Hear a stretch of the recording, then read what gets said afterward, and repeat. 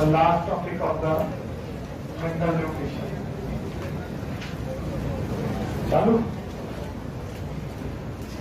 तो fate of ammonia में first of all मैं किस अमोनिया की बात कर रहा हूँ, ये बड़ा इंपॉर्टेंट। एक अमोनिया तो हमें नाइट्रोजन गैस से बनी मिली थी by the process known as nitrogen fixation. Can be a biological nitrogen fixation or physical. Most of the time biological nitrogen fixation से अमोनिया बनी। सर एक अमोनिया बनी थी अमोनिफिकेशन।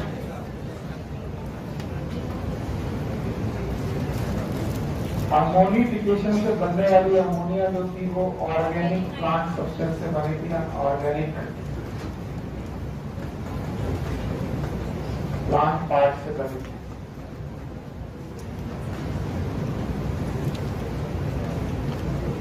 तो एक बार तो हमने नाइट्रोजन से अमोनिया बनाई थी नाइट्रोजन फिक्सेशन के दौरान, एक बार प्लांट से हमने डायरेक्ट अमोनिया बनाई थी बाय अमोनिफिकेशन। उसके पहले डीएमिनेशन नाम का टॉपिक हुआ।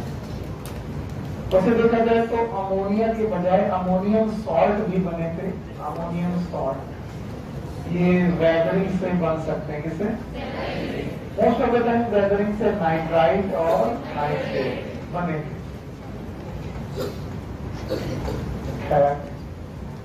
तो कई तरीके से मैंने अमोनिया आपके सामने रख दी। एक तो बना दी नाइट्रोजन फिक्सेशन से, एक वेदरिंग से, अमोनिया।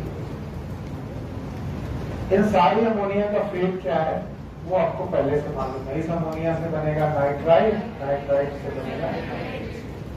तो इनफैक्ट बुक कभी भी इन अमोनिया के बारे में पूछ ही नहीं रही है। कुछ जिस अमोनिया के बारे में पूछ रही मैं उसकी तरफ लेके चलता हूँ। हमने नाइट्रेट को एब्जॉर्ब कराया था, नाइट्रेट, और नाइट्रेट पहुंचा था लीफ 10 और ये नाइट्रेट कन्वर्ट हुआ था अमोनिया हुआ था। चौथी बार ये अमोनिया बनी है और इस प्रोसेस का नाम था नाइट्रेट रिडक्शन। एक्चुअली बुक इस बात पे ज्यादा फोकस रख रही है कि इस अमोनिया का क्या होगा, what should be the fate of this ammonia. Ammonia को हमने 4 बार बनवा दी, एक बार नाइट्रोजन फिक्सेशन से, वेदरिंग से, अमोनिफिकेशन। बुक इज मोर वो ज्यादा फोकस कर रही है, more focus upon this ammonia जो नाइट्रेट रिडक्शन के बाद बनी। और इस अमोनिया का यूज हमें मालूम है, इससे क्या बनने हैं अमीनो एसिड से क्या बनने हैं प्रोटीन। इसके अलावा क्या बने हैं नाइट्रोजन बेसेस, याद है, एक्सेट्रा। तो कुल मिलाकर के अगर ये अमोनिया अमीनो एसिड बना रही है तो इस प्रोसेस का नाम है एसिमिलेशन। बोलो क्या नाम है? तो ज्यादातर वो इस वाली अमोनिया का फेट पूछना चाहते हैं। वैसे मेरा बच्चा तैयार है, क्या बनाएगा? बोलो क्या बनेगा? Amino acid. मैं इस अमोनिया से प्लांट में मेन क्या बनाऊंगा? Amino acid. अमीनो एसिड से तो बोलते हैं ये अमोनिया कैसे अमीनो एसिड बनाती है, उसका कोई ना कोई डिटेल तो जरूर होगा। आइए उन डिटेल के बारे में बात करते हैं। तो उनमें से जो पहला प्रोसेस है reductive अमीनेशन। The first process is known as reductive amination.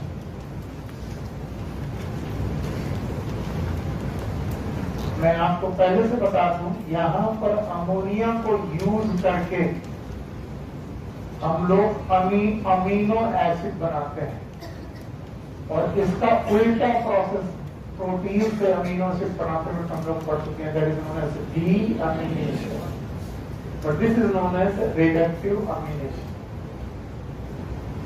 Reductive amination जानने के लिए आपको अल्फा कीटो एसिड के बारे में जानकारी होनी चाहिए। COOH ये कार्बोक्सिलिक एसिड होता है, इसके बगल वाला पोर्शन अल्फा कार्बन है।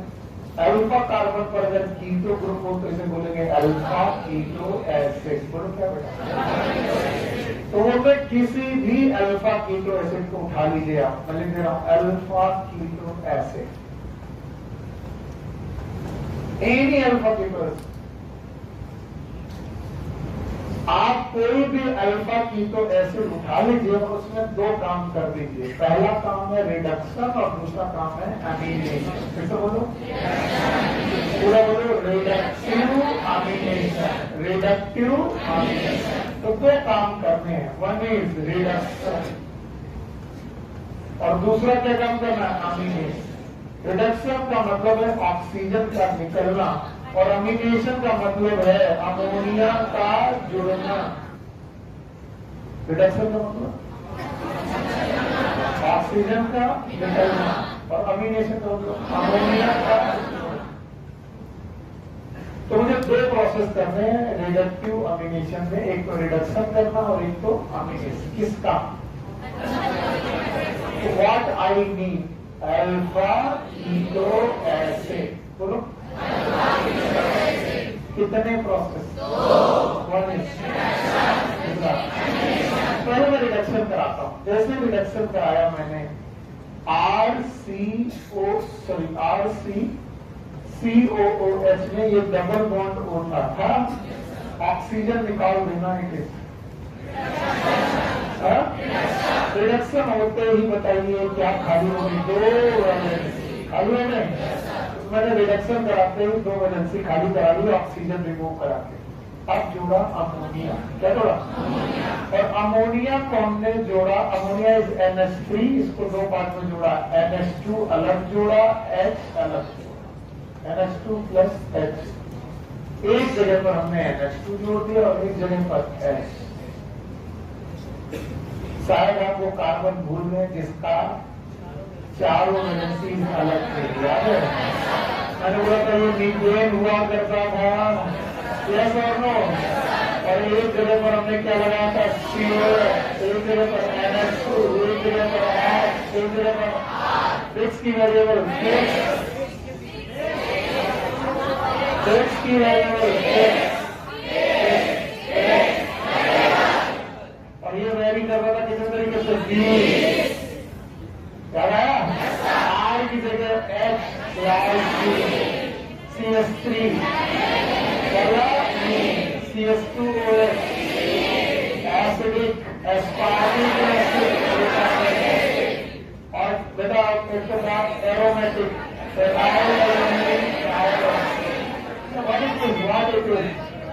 ये है क्या? ये क्या है? पता नहीं। Amino acid, amino acid. Sir आपने अमीनो से पिछली बार ऐसे दिखाया था, सर यहाँ पर NH2 लगाया था, यहाँ पर R लगाया था, तो वैल्यू बदलेगा? कुछ बच्चे सोच रहे हैं सर बार गड़बड़ कर दी, पहले यहाँ NH2 लगाया था, यहाँ कुछ बदल गया। तो कैसे बना अमीनो एसिड? अरे क्या किया?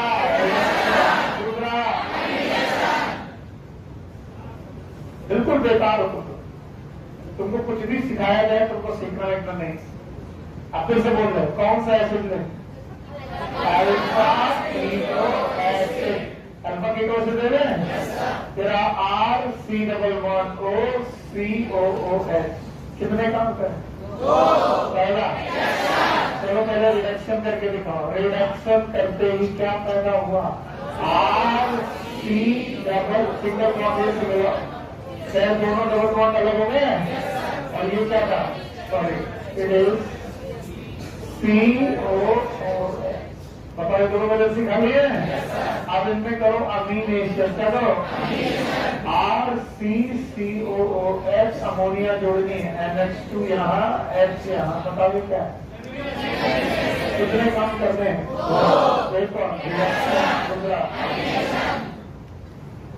अब उन्होंने एक एसिड के साथ इसका नाम बताया। इन्होंने कहा है कि एक एसिड है, नाम है अल्फा कीटो ग्लूटारिक एसिड।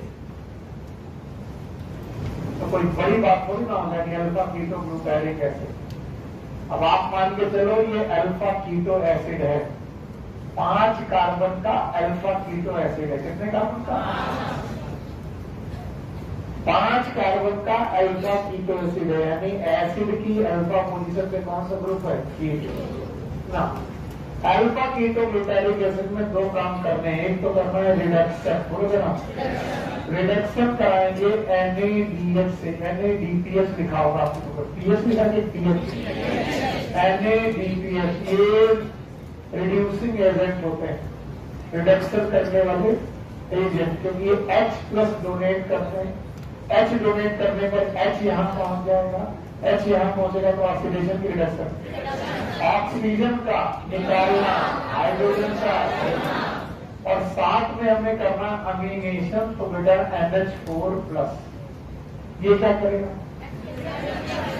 पता नहीं, ये क्या करेगा रिडक्शन, और ये अमीनेशन, बताओ पहला प्रोसेस रिडक्शन, पक्का, और दोनों मिलकर के बेटा alpha keto glutarate dehydrogen, alpha keto glutarate glutamate, sorry it is alpha keto, नहीं एंजाइम का नाम अल्फा कीटो ग्लूटामेट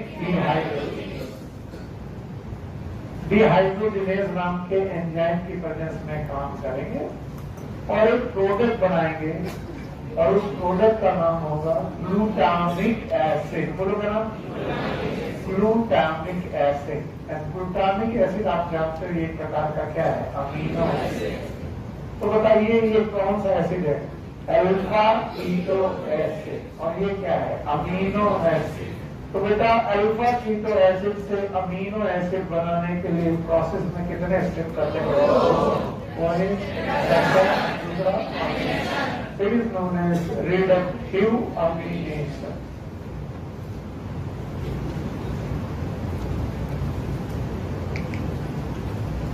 देखता हूं इस रिडक्टिव अमीनेशन से मिला जुला क्वेश्चन आप सॉल्व कर पाते हो कि नहीं।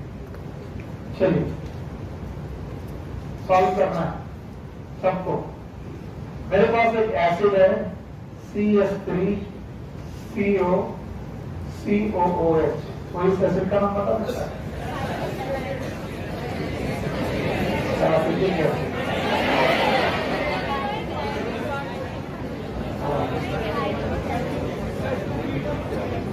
टू प्रोपेनोइक एसिड, मतलब IUPAC और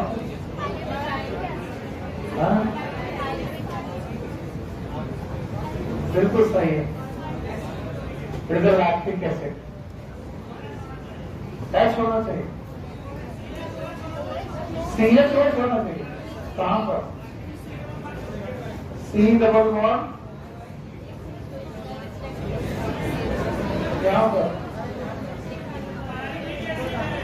एक मिनट भैया केमिस्ट्री समझने दो हम भी। हाँ भाई C डबल बॉन्ड OH जानकारी यहाँ पर, OH में CH होना चाहिए, यहाँ पर OH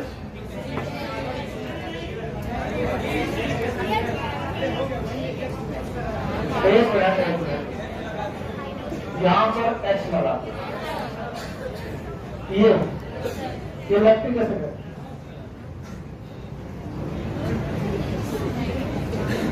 क्या नाम है आपका, पक्का है लैक्टिक एसिड 100%?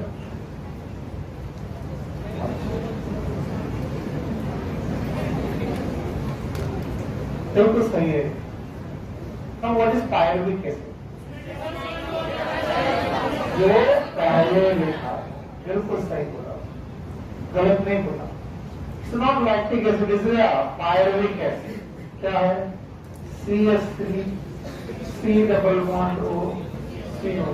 क्या नाम है बेटा आपका? हाँ बहुत बढ़िया, शाबाश, हाँ हाँ तुम जीत हुए बेटा, बैठो। So pyruvic acid, it is a pyruvic acid CS3 C double bond O COH, 3 carbon का अल्फा कीटो एसिड है। इसका रिडक्टिव अमीनेशन करेंगे जितेंद्र, क्या बनेगा, क्या बनेगा बताओ, नहीं तो बाहर आओ। प्रोडक्ट का नाम बताओ।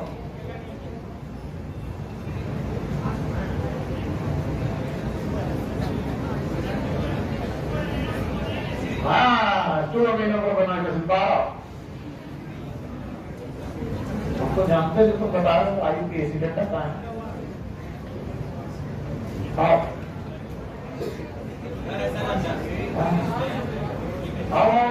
आओ धंधे बाबू, अरे हम तुम्हारे बिना कैसे लग रहे हो?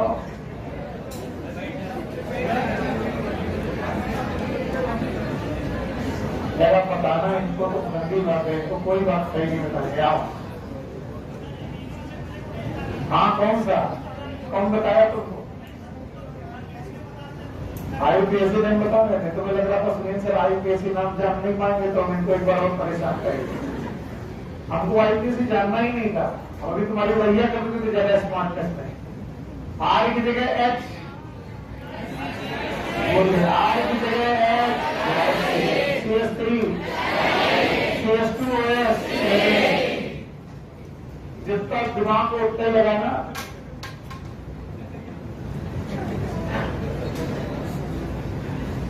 हाँ बताओ कितने प्रोसेस? दो, एक दूसरा याद रहेगा? इन्होंने फिर से मैं लिख रहा हूं, alpha keto glutaric acid, alpha keto glutamate दिया होगा आपके बुक में, ग्लूटारिक दिया है, अल्फा कीटो ग्लूटारिक एसिड कितने कार्बन? पता नहीं, 5 कार्बन का एसिड है। साथ में क्या हो रहा? NADPH, what is NADPH? Reaction क्या हो रहा? NH4+, what is NH4+? याद है? अमीनेशन नाम बताओ, ग्लूटामेट डिहाइड्रोजिनेज, कैसे बोलो?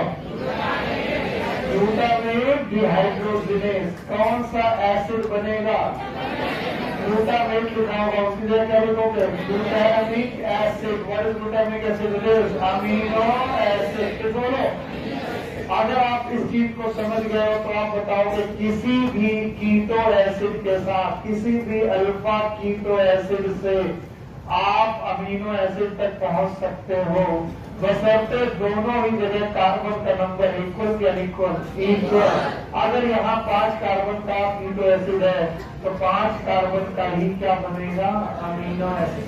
तो अगर कार्बन का नंबर सेम रखते हुए आप अपने कीटो एसिड को अमीनो एसिड में चेंज करना चाहते हो तो आपके पास एक बढ़िया प्रोसेस है। उस प्रोसेस का नाम क्या है? रिडक्टिव अमीनेशन। बोलो क्या नाम है? And this is known as reductive amination.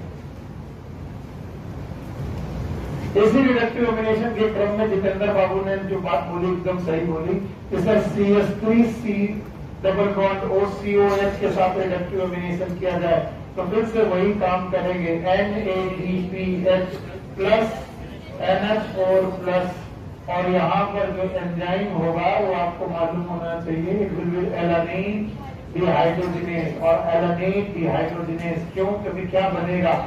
देखिए CH3 CCOOH और यहाँ पर एक वैलेंसी खाली हो जाएगी 2, और यहाँ क्या करोगे? NH2 और इस जगह H, ये तीनों फिक्स, R की जगह CH3, it is known as alanine. कितने कार्बन का है? 3, और ये भी कितने कार्बन का? 3 कार्बन के पायरिक एसिड से 3 कार्बन का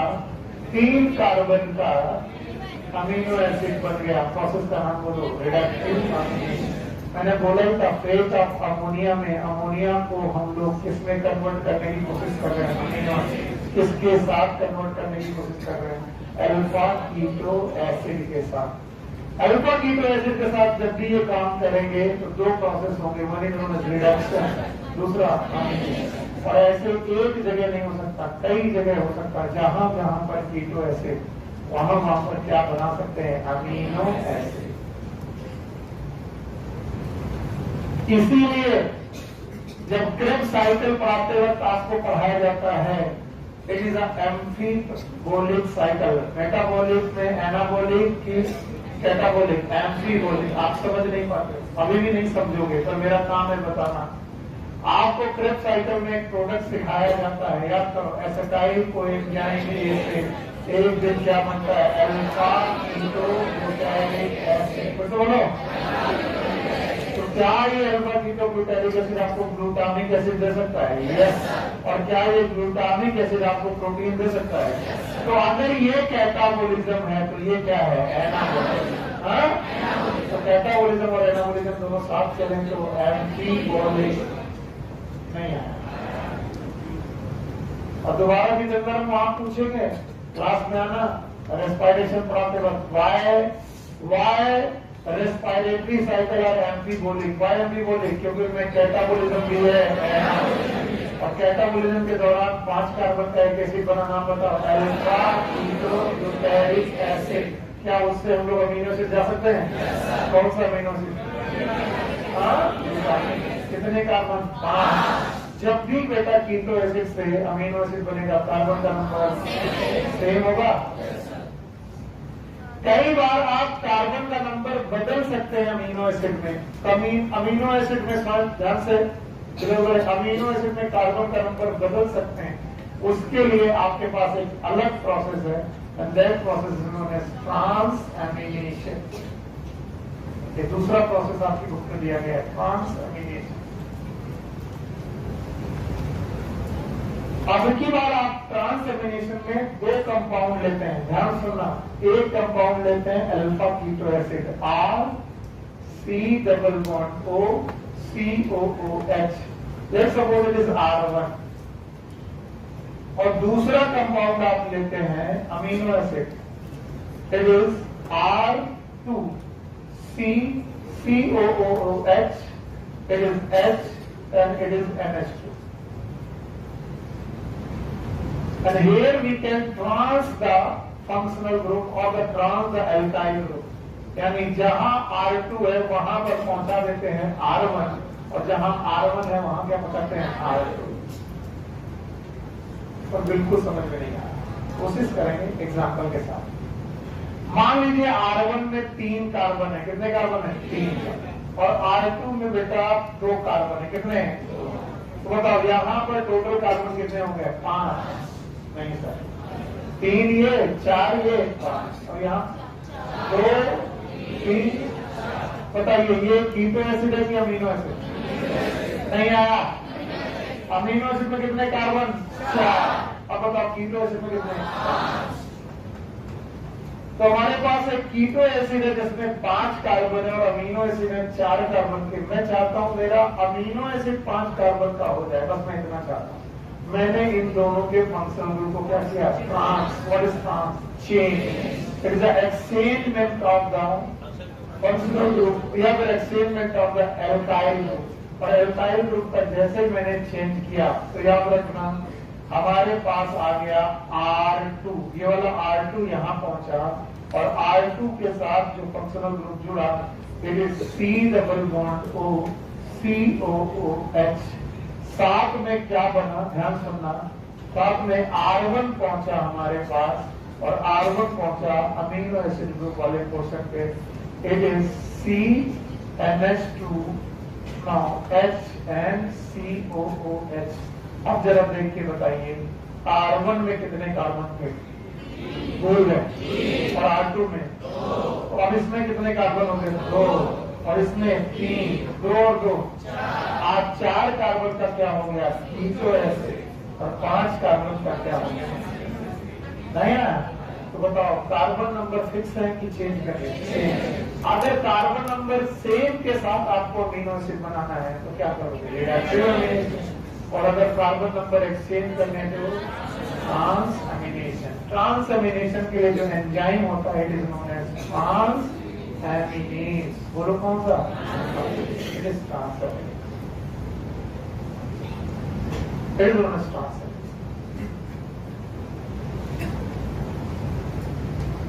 देखो उद्देश्य में हम बार-बार सफल हो रहे हैं, हम अपने अमीनो एसिड को ही चेंज कर रहे हैं क्योंकि हमारा प्रोडक्ट अमीनो एसिड है, हम चाहते हैं। तो एक बार फिर से बोलो, फेट ऑफ अमोनिया में हम क्या बनाने आए हैं? अमोनिया से अमीनो एसिड। कितने प्रकार से बनाए? एक रिडक्टिव, दूसरा रिडक्टिव अमीनेशन में कितने प्रोसेस? एक और किसका रिडक्शन? अल्फा कीटो एसिड का रिडक्शन और उसी का अमीनेशन। तो 2 प्रोसेस के अल्फा कीटो एसिड का reduction plus amination, it is known as reductive amination. बताओ carbon number fix, reductive amination में कार्बन नंबर बदलेंगे से। अगर 5 कार्बन का कीटो एसिड है, 5 4 कार्बन का 3 कार्बन का 2 कार्बन का 2 कार्बन का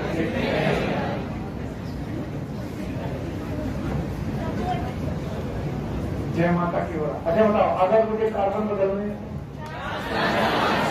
तो ट्रांसफॉर्मेशन में एक लेंगे कीटो एसिड, एक लेंगे कीटो एसिड के फंक्शनल ग्रुप में कीटो एसिड वाले आर को अमीनो एसिड में, अमीनो एसिड वाले आर को कीटो एसिड डाल देंगे और इस तरीके से क्या होगा, ट्रांसफॉर्मेशन हो गई। बात हो गई, क्या बात किया, खड़े हो।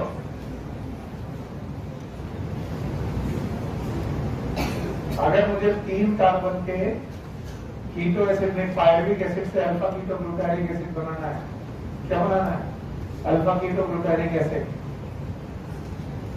यानी ग्लूटामिक एसिड बनाना है, क्या बनाना है, ग्लूटामिक एसिड। अब बताओ, CH3 C double bond O, sorry that is CH3 C NH2 H COOH, okay. इससे मुझे अल्फा कीटो क्वेश्चन ही क्या ग्लूटामिक एसिड बनाना है। 2 प्रोसेस बताओ, सॉरी 1 प्रोसेस बताओ।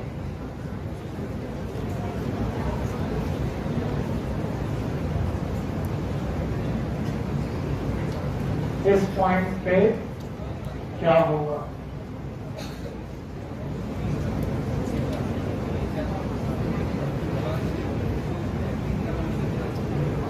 ग्लूटामिक एसिड तो बेटा ये रहा प्रोडक्ट है,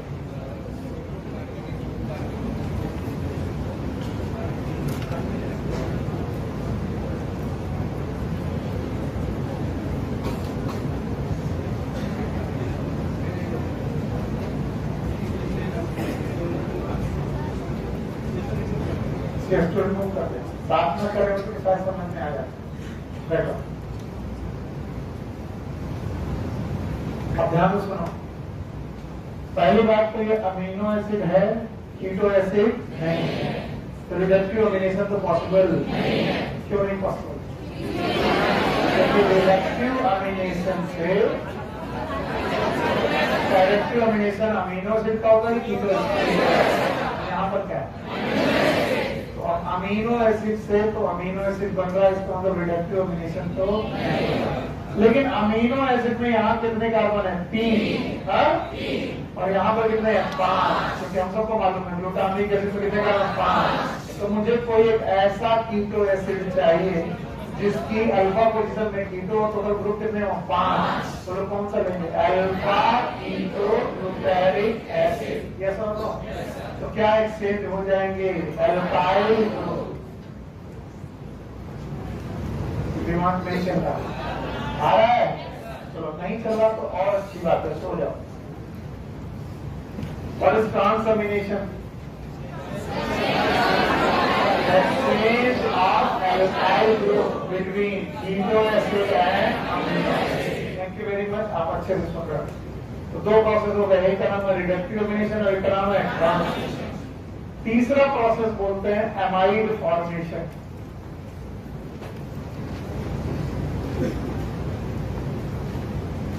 amide formation, there are certain amino acid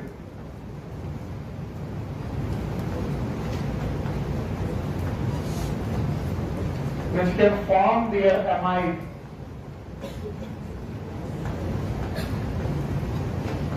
और वो अपना अमीनो एसिड कंडीशन भी मेंटेन रख सकते हैं। मैंने बोला था NH2 फिक्स रहना चाहिए, COH फिक्स रहना चाहिए, H फिक्स रहना चाहिए, इनमें कोई भी चेंज नहीं होना।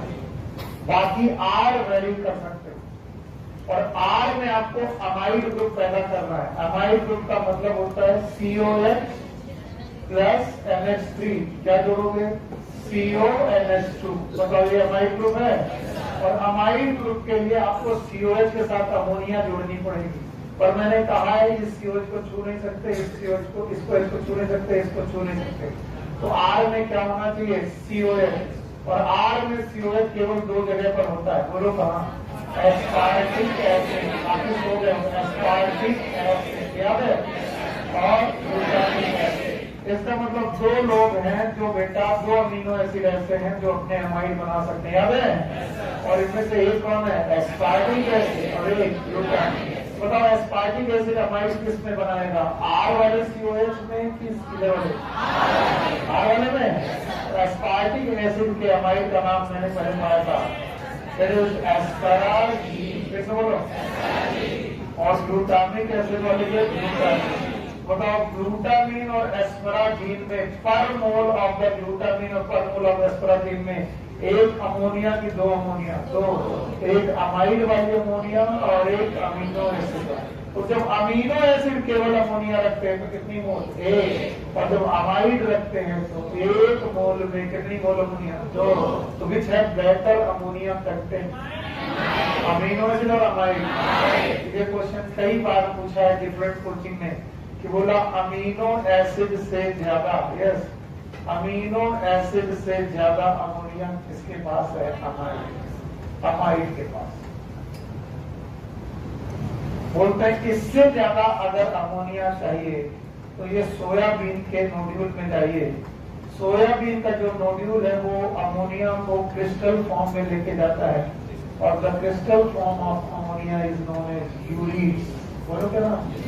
इनका नाइट्रोजन और कार्बन रेशियो मिनिमम की मैक्सिमम है N/C रेशियो का न्यूक्लियस और साइटोप्लाज्म, नाइट्रोजन एंड कार्बन। बताओ मिनिमम की मैक्सिमम। तो सबसे ज्यादा नाइट्रोजन किसमें होगी? यूरिन। तो अगर मैं बनाऊं तो कैसे बनाऊं? सबसे कम अमीनो एसिड, अमीनो एसिड से ज्यादा, सॉरी, सबसे ज्यादा किसमें? यूरिन। यूरिन से जब कम अमाइड, और अमाइड से कम। So here is the last question जो मैंने चिल्ला के नहीं पढ़ाया, और इस वजह से कुछ लोगों को बिल्कुल समझ में नहीं आया, है ना? ये आदत सी हो गई है तुम्हारी चिल्ला के पढ़ने की, मेरी भी चिल्लाने की। अगर मैं पूछ लूँ आखिरी टॉपिक तो मैंने पढ़ाया क्या? आखिरी टॉपिक मैंने क्या पढ़ाया? Fate of ammonia. जवाब चाहिए मुझे, बिना देखे चाहिए। फेट ऑफ अमोनिया पढ़ा? अमोनिया तो 4 तरीके से बन रही है। एक तो बना रही है वेदरिक से अमोनियम है, एक नाइट्रोजन से, एक अमीनो एसिड और एक रिडक्टिव नाइट्रेट रिडक्शन। बताओ मैं किस अमोनिया पर? नाइट्रेट रिडक्शन वाली जो अमोनिया आई वो पौधे में क्या बनाएगी? Amino acid. तो मेरा फोकस ये है कि अमोनिया क्या बना दे? Amino acid. और ये बनाने के लिए मैंने आपको बहुत तरीके सिखाए, कम से कम 4 के बताए। तो पहला प्लीज सोच के बताइएगा, क्योंकि अपनी बार मैंने चिल्लाया नहीं। रिडक्टिव रिलेशन यहाँ पे नाम नहीं बताया कि 2 चीजें, रिडक्टिव रिलेशन किसी का भी हो जाएगा। किसका? अल्फा कीटो एसिड का। अल्फा कीटो एसिड में 2 कॉन्टिन्यूअस प्रोसेस करने हैं, एक रिडक्शन, रिडक्शन के लिए क्या लेना है? NADH, और अमीनो एसिड के लिए याद रहेगा? ठीक है, आगे चले।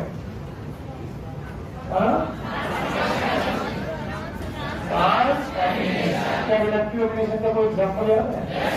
Alpha keto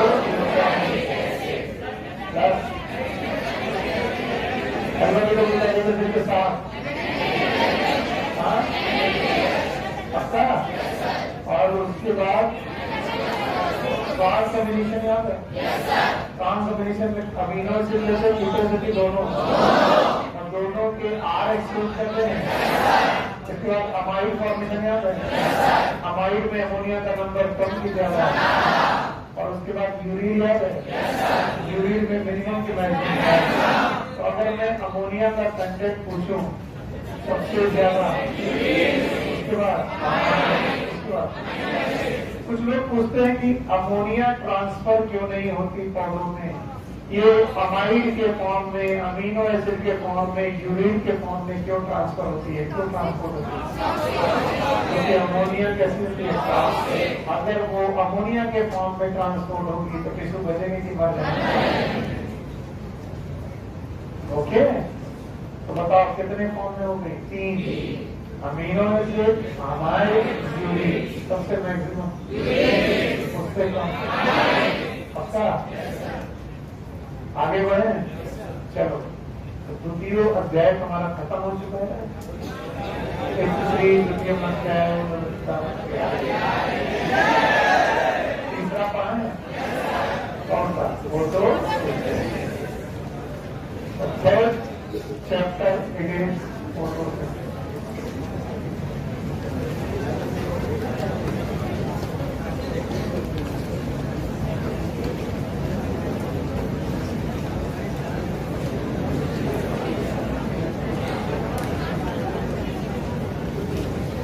examination point of view से most important topic of the plant physiology.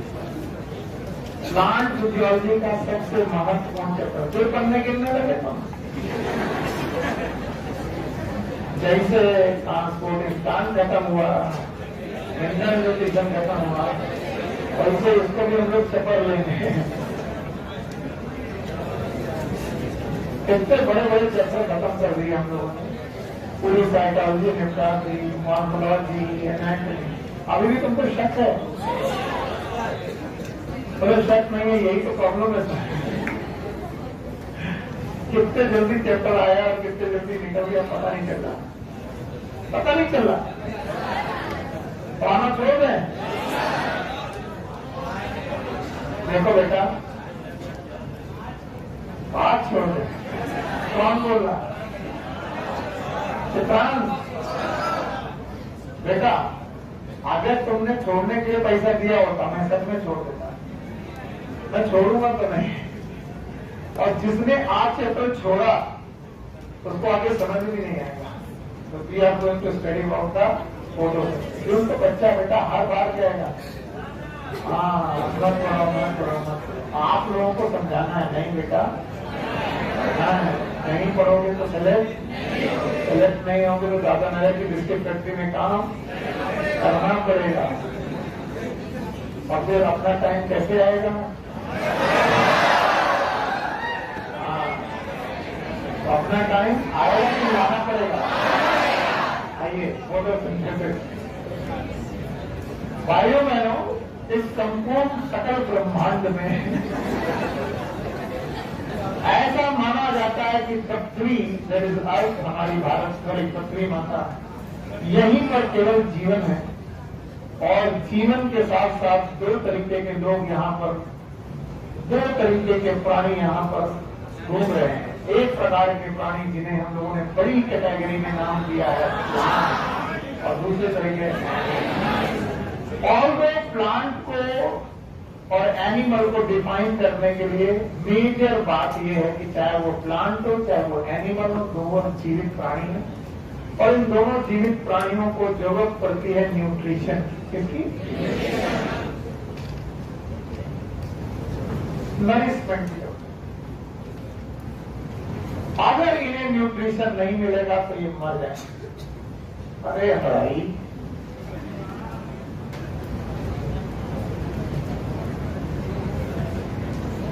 सब इसको फिजिक्स की तरह पढ़ाते हैं, पढ़े?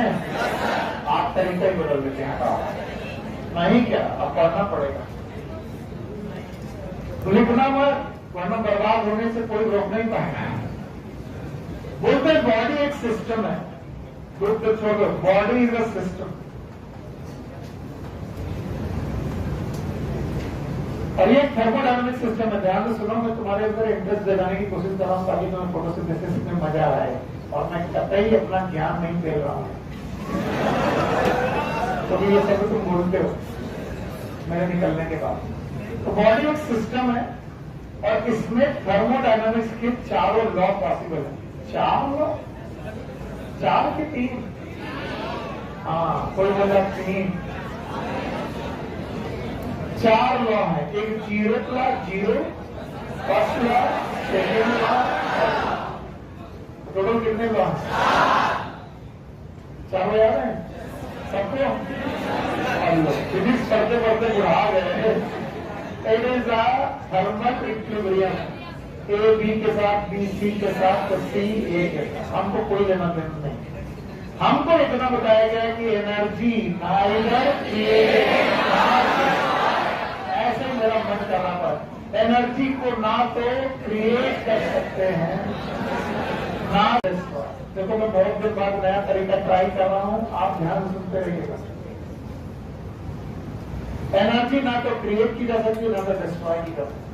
बोलते एनर्जी का या तो ट्रांसफर होता है, ट्रांसफर, और या तो एनर्जी ट्रांसफॉर्म होती है। दोनों में अंतर है। ट्रांसफर एक जगह से दूसरी जगह जाना, ट्रांसफॉर्म एक रूप से दूसरा रूप बदल जाना। Chemical energy can be converted to electrical, electrical can be mechanical. तो या तो एनर्जी का क्या होता है? जवाब दो। या तो एनर्जी ना तो ट्रांसफर, या तो। और बोलते जिस भी सिस्टम में एनर्जी ट्रांसफर हो रही है या ट्रांसफॉर्म हो रही है, यानी कि एक फॉर्म ऑफ एनर्जी से दूसरे फॉर्म ऑफ एनर्जी में आप एनर्जी को ट्रांसफर कर रहे हैं या तो ट्रांसफॉर्म कर रहे हैं। It is never 100% efficient, never. ये 100% एफिशिएंट प्रोसेस नहीं है। और अगर ये 100% एफिशिएंट प्रोसेस नहीं है तो 100 जूल एनर्जी से 100 जूल दूसरी एनर्जी बनाने पर 100 जूल बनेगी, कम बनेगी। इसका मतलब एनर्जी के क्या होंगे? लॉस। कैसे बोलो? लॉस। और भाइयों बहनों, ये जो लॉस है ये सिस्टम में रैंडमनेस पैदा करेगी। क्या पता? नहीं सुना मैं। और इसी रैंडमनेस का नाम है एंट्रोपी। कैसे बोलो? एंट्रोपी। तरफ तो नींद आ रही है ना? बताओ, एनर्जी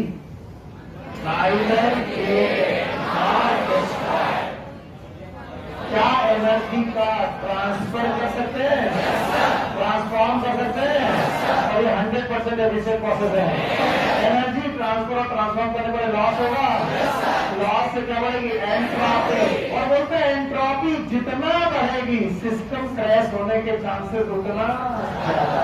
जिस सिस्टम में भी ये काम चल रहा है उस सिस्टम का क्रैश होने के चांसेस कब ज्यादा? एंट्रोपी बढ़ेगी। तो बोलते हैं इस एंट्रोपी को बढ़ने से रोकने के लिए हमको देनी पड़ती है फ्री एनर्जी। नाम सुनो?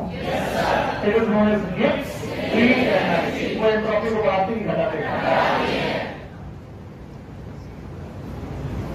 नाउ द ह्यूमन बॉडी और द प्लांट बॉडी और द ऑर्गेनिज्म बॉडी। मैंने प्लांट बॉडी और ह्यूमन बॉडी नहीं बोला, क्या बोला? ऑर्गेनिज्म। ये प्लांट भी हो सकता है, ये एनिमल भी हो सकता है, कुछ भी हो सकता है। एक सिस्टम है, ऑर्गेनिज्म इज अ सिस्टम। भाइयों बहनों मेरी बात सुनते जाओ वरना टॉपिक यहीं फर्स्ट हो जाएगा, बेकार हो जाएगा। और इस सिस्टम में चल रही है मेटाबॉलिज्म। क्या चल रही है? और मेटाबॉलिज्म वही रिएक्शन है जो एक जगह से दूसरी जगह एनर्जी पहुंचाने के काम कर रहे हैं, या तो ट्रांसफर या तो ट्रांसफर। और इन मेटाबॉलिज्म की वजह से क्या पैदा हो रही है? रैंडमनेस। कैसे बोलो? और ये रैंडमनेस कहाँ पैदा हो रही है? बॉडी। कैसे बोलो? पता, बॉडी के बचने के चांसेस हैं क्रैश। याद रखना, जितनी ज्यादा रैंडमनेस पैदा होगी एंट्रोपी बढ़ेगी, और एंट्रोपी बढ़ने से बताओ सिस्टम क्रैश होगा। सिस्टम क्रैश का मतलब क्या होगा? डेथ। अरे बॉडी क्रैश क्या हो गई? तो बताओ डेथ से बचना है? बचना है। डेथ से बचना है? रैंडमनेस कम करनी पड़ेगी। फ्री एनर्जी लगानी पड़ेगी।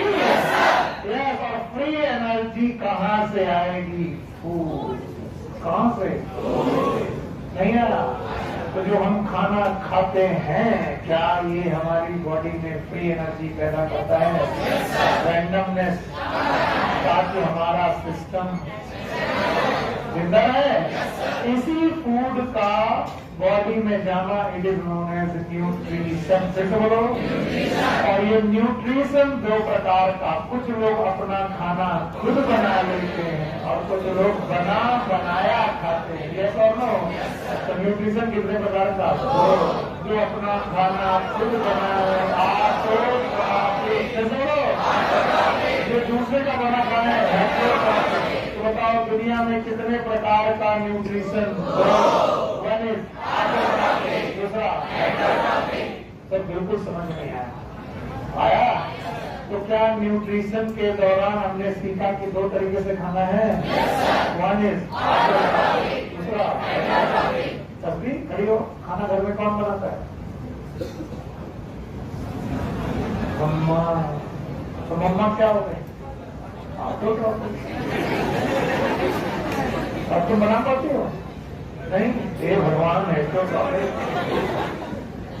तो बच्चों, now I am going to start chapter. अभी तक मैं तुम्हारा ब्रेन धीरे धीरे रिलैक्स कर रहा था, क्योंकि एक चैप्टर से दूसरे चैप्टर के बीच में आते वक्त आप ज्यादा सहज नहीं होते हो।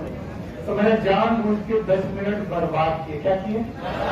क्योंकि क्वेश्चन पॉइंट ऑफ व्यू से वो यूजफुल का यूज ज्यादातर टीचर यही करते हैं आपके साथ। आपको मजा दिलाने के चक्कर में बहुत सारी यूजलेस बातें करते हैं। मैं भी कर सकता हूँ। प्रपोज खत्म होगा कि नहीं? यूजफुल बातें। तस्वीर ने कहा कि सर दुनिया में न्यूट्रिशन दो प्रकार का, मैंने मान लिया। तुम किसी ने भी तस्वीर को कुछ बताया तो फिर मम्मी का समय है। और किसने बोला कि न्यूट्रिशन दो प्रकार का? सर एक वो लोग जो ऑटोट्रॉफिक हैं। कैसे हैं? ट्रॉफिक का मतलब नरिशमेंट, ऑटो मतलब सेल्फ। और दूसरे वो जो हेट्रोट्रॉफिक हैं, जो अपना खाना खुद बना ले। ऑटोट्रॉफिक जो ना बना पाए। मैंने तस्वीर से पूछा खाना घर में कौन बनाता है? लोग मम्मी है ऑटोट्रॉफिक और तस्वीर है हेट्रोट्रॉफिक। सही की गलत? बिकॉज घर में खाना बनाना नहीं है, घर में खाना पकाना है। तस्वीर की मम्मा, हम सब की मम्मा और हम सब लोगों की मम्मा क्या करती? बनाती की पकाती? तो शब्द क्या होना चाहिए? पकाना।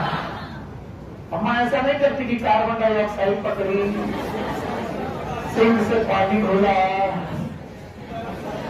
और धूप में खड़ी हो गई, फिर बोला सनलाइट आई और ये हो गया ग्लूकोज। फिर ग्लूकोज से कहा तुम बनो स्टार, फिर कहा तुम बनो गेहूं, फिर बनाओ आटा, फिर बनाओ रोटी। क्या कर सकती?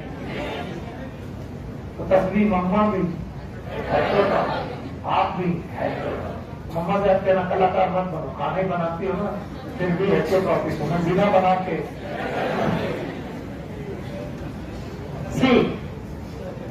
इसीलिए न्यूट्रिशन पढ़ाते में मुझे सबसे ज्यादा मुसीबत आती है, क्योंकि मैं क्वेश्चन लगभग हर साल पूछता हूँ किसी न किसी बच्चे से, और लगभग हर साल इसका जवाब वही आता है जो तस्वीर ने दिया। क्या? मम्मा ऑटोट्रॉफिक, मैं है। न्यूट्रिशन में जो फूड है उसका पकाना है कि सिंथेसिस है? सिंथेसिस। अब जवाब आएगा एकदम बातें बंद। The organism which can synthesize their food, cook or synthesize, they are known as, or which cannot synthesize. तो मैं बच्चों से कहता हूं पहले सिंथेसिस सीखो, फिर तुम्हें दूसरी चीजें फोटोसिंथेसिस समझ में आए। तो वो ऑर्गेनिज्म जो अपना फूड की सिंथेसिस करते हैं, तो पहले सिंथेसिस समझते हैं क्या होता है। सिंथेसिस के दौरान इनऑर्गेनिक सब्सटेंस से ऑर्गेनिक सब्सटेंस बनता है। इनऑर्गेनिक सब्सटेंस को ऑर्गेनिक सब्सटेंस में कन्वर्ट करना, इट इज सिंथेसिस। अगली बार यही शब्द चाहिए होगा। मैं पूछूं व्हाट इज सिंथेसिस, बता पाओगे? When the inorganic substances change into organic substances, it is known as synthesis. Cooking और synthesis। तो जो लोग सिंथेसिस कर लेंगे वो, जो नहीं कर पाएंगे वो। इसमें से एक रिएक्शन, इस सिंथेसिस की एक रिएक्शन में लिखने जा रहा हूं। कार्बन डाइऑक्साइड एक इनऑर्गेनिक सब्सटेंस है, वाटर भी एक इनऑर्गेनिक सब्सटेंस है। दोनों मिलके C6H12O6 बना रहे हैं और ये एक ऑर्गेनिक सब्सटेंस है। यानी कार्बन डाइऑक्साइड और वाटर से मिलकर ग्लूकोज का बन जाना, मैं यहां लिख दे रहा हूं ग्लूकोज का बन जाना, इट इज सिंथेसिस। और यहां से मुसीबत चालू हुई, कॉन्सेप्ट चालू हुआ। इसी को बोलते हैं कॉन्सेप्ट जो मैं पढ़ाने जा रहा हूं। ध्यान सुनना कि सर कार्बन डाइऑक्साइड और वाटर मिलकर के अगर ग्लूकोज बनाना इतना आसान होता तो इन्वायरमेंट में, ध्यान सुनना, इन्वायरमेंट में ना तो कार्बन डाइऑक्साइड की कमी है ना तो वाटर। हम इतना पोल्यूशन कर करके कार्बन डाइऑक्साइड पैदा कर रहे हैं और जिस दिन रेन होती बरसती उस दिन मुंह बना के खड़े हो जाते, आओ ग्लूकोज बरसता ऐसा कल देखेंगे बरसेगा नहीं बरसेगा। क्यों नहीं बरसेगा? क्योंकि कार्बन डाइऑक्साइड और वाटर की जो रिएक्शंस हैं दे आर एंडोथर्मिक, एंडोथर्मिक और एंडोथर्मिक रिएक्शंस के लिए वी नीड एनर्जी। बोलो हमें एनर्जी की जरूरत है। भाइयों बहनों, मैं जबरदस्ती 10 मिनट खराब कर रहा हूं आपको केवल और केवल बेस में घुसाने के लिए। मेरी कोई मतलब नहीं है कि मैं तुम्हें ज्यादा समझा। मैं केवल ये बताना चाहता हूं कि carbon dioxide can change into glucose. मैं ऑक्सीजन भी नहीं लेना, वाटर भी नहीं लेना चाहता हूं। मैं केवल इतना बताना चाहता हूं कि carbon dioxide can convert into glucose. लेकिन इसको कन्वर्ट करने के लिए तुम्हें क्या लगानी पड़ेगी? Energy. And this is known as, क्या मैंने इसमें फोटोसिंथेसिस कहा? क्या मैंने कीमोसिंथेसिस कहा? मैंने केवल क्या कहा? Anyhow, कार्बन डाइऑक्साइड के changes into glucose is known as synthesis. भैया सिंथेसिस के लिए एनर्जी लगानी पड़ेगी और अगर ये एनर्जी है सनलाइट, बोलो क्या है? अब जवाब दो। सनलाइट की प्रेजेंस में सिंथेसिस मतलब फोटो की प्रेजेंस में सिंथेसिस। किसी वजह से व्हाट इज फोटो? सनलाइट की प्रेजेंस में synthesis, it is known as photosynthesis.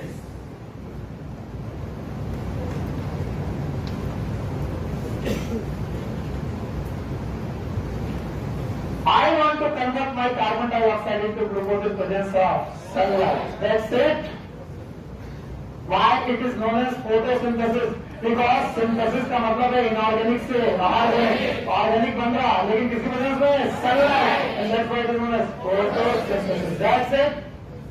पर क्या कभी कभी कार्बन डाइऑक्साइड से ग्लूकोज या दूसरे organic substance, not always glucose, क्या दूसरे ऑर्गेनिक सब्सटेंस केमिकल एनर्जी से भी बन सकते हैं? किस एनर्जी का यूज करके? अब केमिकल एनर्जी का यूज करके अगर ये काम होने लगा तो बताओ फोटो की chemo. Now this synthesis is known as chemosynthesis. Sir यही मुश्किल हो गया, फिर से बताइए, नहीं समझ गया।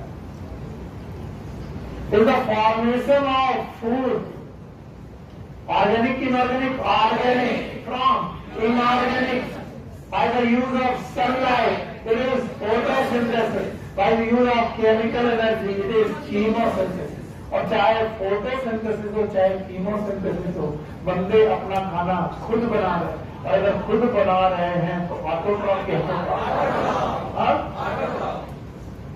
हेटरोट्रॉफ, तो ऑटोट्रॉफ किसने बना? नंबर 1। दूसरा, कल मैंने आपको एक रिएक्शन पढ़ाई थी, किसी को याद है?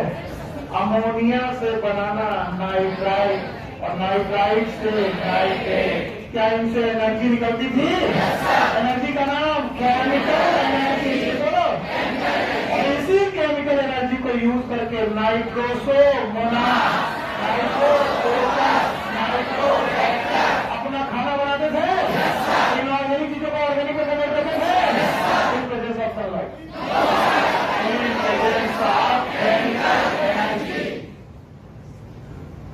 This is a photosynthesis. This is a chemosynthesis. नहीं आ रहा, नहीं आ रहा। बताओ नाइट्रोसोमोनास, नाइट्रोफोकस, नाइट्रोबैक्टर फोटोसिंथेसिस करते थे या कीमोसिंथेसिस?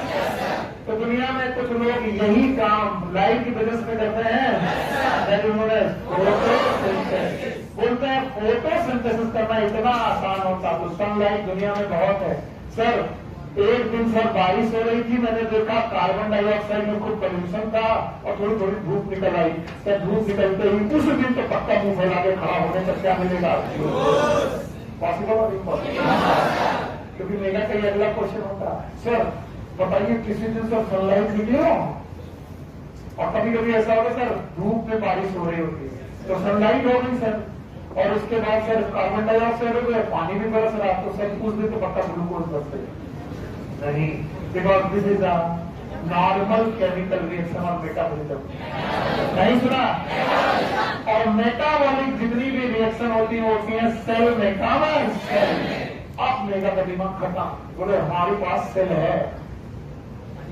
बारिश के दौरान धूप में सेल दिखाने पर कार्बन डाइऑक्साइड घुसेगी, पानी बरस रहा है, फिर मेरे पास 70 to 90% वाटर है ही, और उसी दौरान से मेरे पास सेल के अंदर फोटोसिंथेसिस हो जाएगी।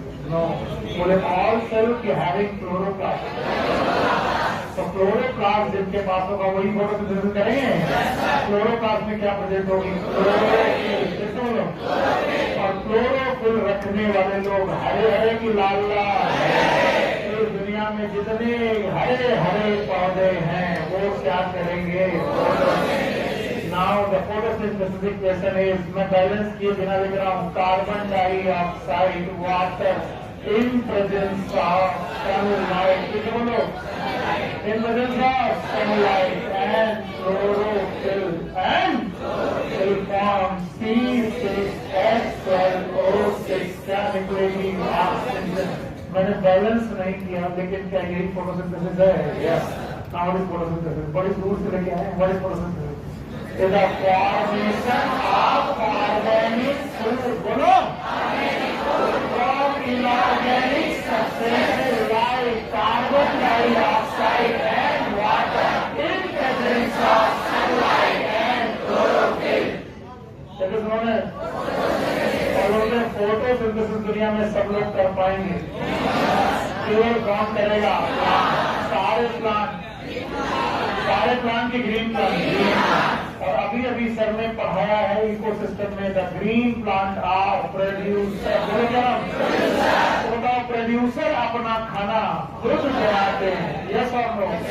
तो बताइए ऑटो की हेट्रो, और ऑटो का मतलब ऑटो ट्रॉफिक। सर को बोलो, सर आप ही ने बोला था ऑटो, हम तो मुझे बस ऑटो टॉपिक है। इसके अलावा इस दुनिया में जितने लोग भी हैं वो है कंज्यूमर। बरोबर है? पौधे खाने वाले, वो एनिमल जो प्लांट को खाए कंज्यूमर होगा, वो एनिमल जो दूसरे एनिमल को खाए कंज्यूमर। कंज्यूमर बहुत प्रकार के हैं, मैं वो इकोसिस्टम में पढ़ा दूंगा। तो एक कौन प्रोड्यूसर और एक कौन कंज्यूमर। बोलते प्रोड्यूसर अपना खाना किस प्रोसेस से लेते हैं? फोटोसिंथेसिस। बोलो, फोटोसिंथेसिस ना होती तो इस दुनिया में एक प्रोड्यूसर के पास खाना होता। और कंज्यूमर कहते हैं हमको फोटोसिंथेसिस मतलब हमको तो प्लांट खा लेना है, और दूसरे कंज्यूमर बोल रहे हम दूसरे एनिमल को खा लेंगे। बताओ, कंज्यूमर कह रहे हमको फोटोसिंथेसिस करने की जरूरत, तो हमारा खाना फोटोसिंथेसिस से नहीं आता। वो तो पागल हो गए हो क्या? तुम्हारा खाना किससे आएगा? फोटोसिंथेसिस से, डायरेक्ट की इनडायरेक्ट? पौधे डायरेक्ट। पौधे ना होते तो हर्बीवोरस ना होते तो कार्निवोरस होते, और carnivorous herbivorous they are animal. तो बोलो, पौधे ना होते तो एनिमल। तो बताओ, एनिमल का खाना भी अल्टीमेटली पौधों पर डिपेंड है, और पौधों का खाना फोटोसिंथेसिस। तो बुक लिखती है photosynthesis is a physico chemical reaction.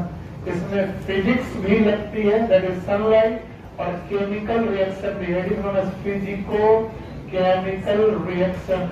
Photosynthesis एक फिजिको केमिकल रिएक्शन है या फिजियो केमिकल रिएक्शन है विच प्रोड्यूस फूड। क्या प्रोड्यूस करती है? Food. And the ultimate source of all food upon earth, ultimate source of all food upon earth, that is photosynthesis. Earth में food का ultimate source है photosynthesis. अगर photosynthesis ना होती तो इस दुनिया में फूड बनता कि नहीं बनता? अब आप प्लांट के लिए फूड, फोटोसिंथेसिस, एनिमल के लिए फोटोसिंथेसिस, डायरेक्ट कि इनडायरेक्ट। इस दुनिया में जितना खाना है उसका डायरेक्ट और इनडायरेक्ट सोर्स हटा दें। भाई नहीं समझ में आया? किसी ने कहा कि सर हम पौधे नहीं खाएंगे, मुर्गे खा लेंगे। तो का मुर्गा क्या खाएगा? और आजकल मुर्गे खाना मत। कौन सा फ्लू है? स्वाइन नहीं, स्वाइन मतलब होता है सुअर। सुअर को जब फ्लू होता है तो स्वाइन, और मुर्गी को तो जब आदमी को तो कोरोना।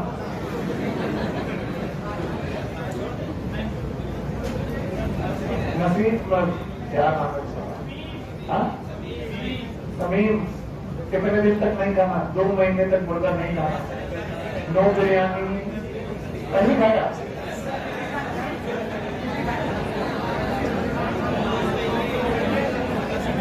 बच्चों कुछ दिन हरी भरी साग सब्जी पे अपना जीवन बिता नहीं, तो जो होगा देखा जाएगा। भूखे मरने से अच्छा खा के मरो। काका तो नहीं चल पाए, कभी रोटी नहीं चल पाए। अरे मेरे बच्चियों, आओ बच्चों, तो photosynthesis, what do we know? It's the next topic, what do we know? देखो अपनी एनसीईआरटी मिला।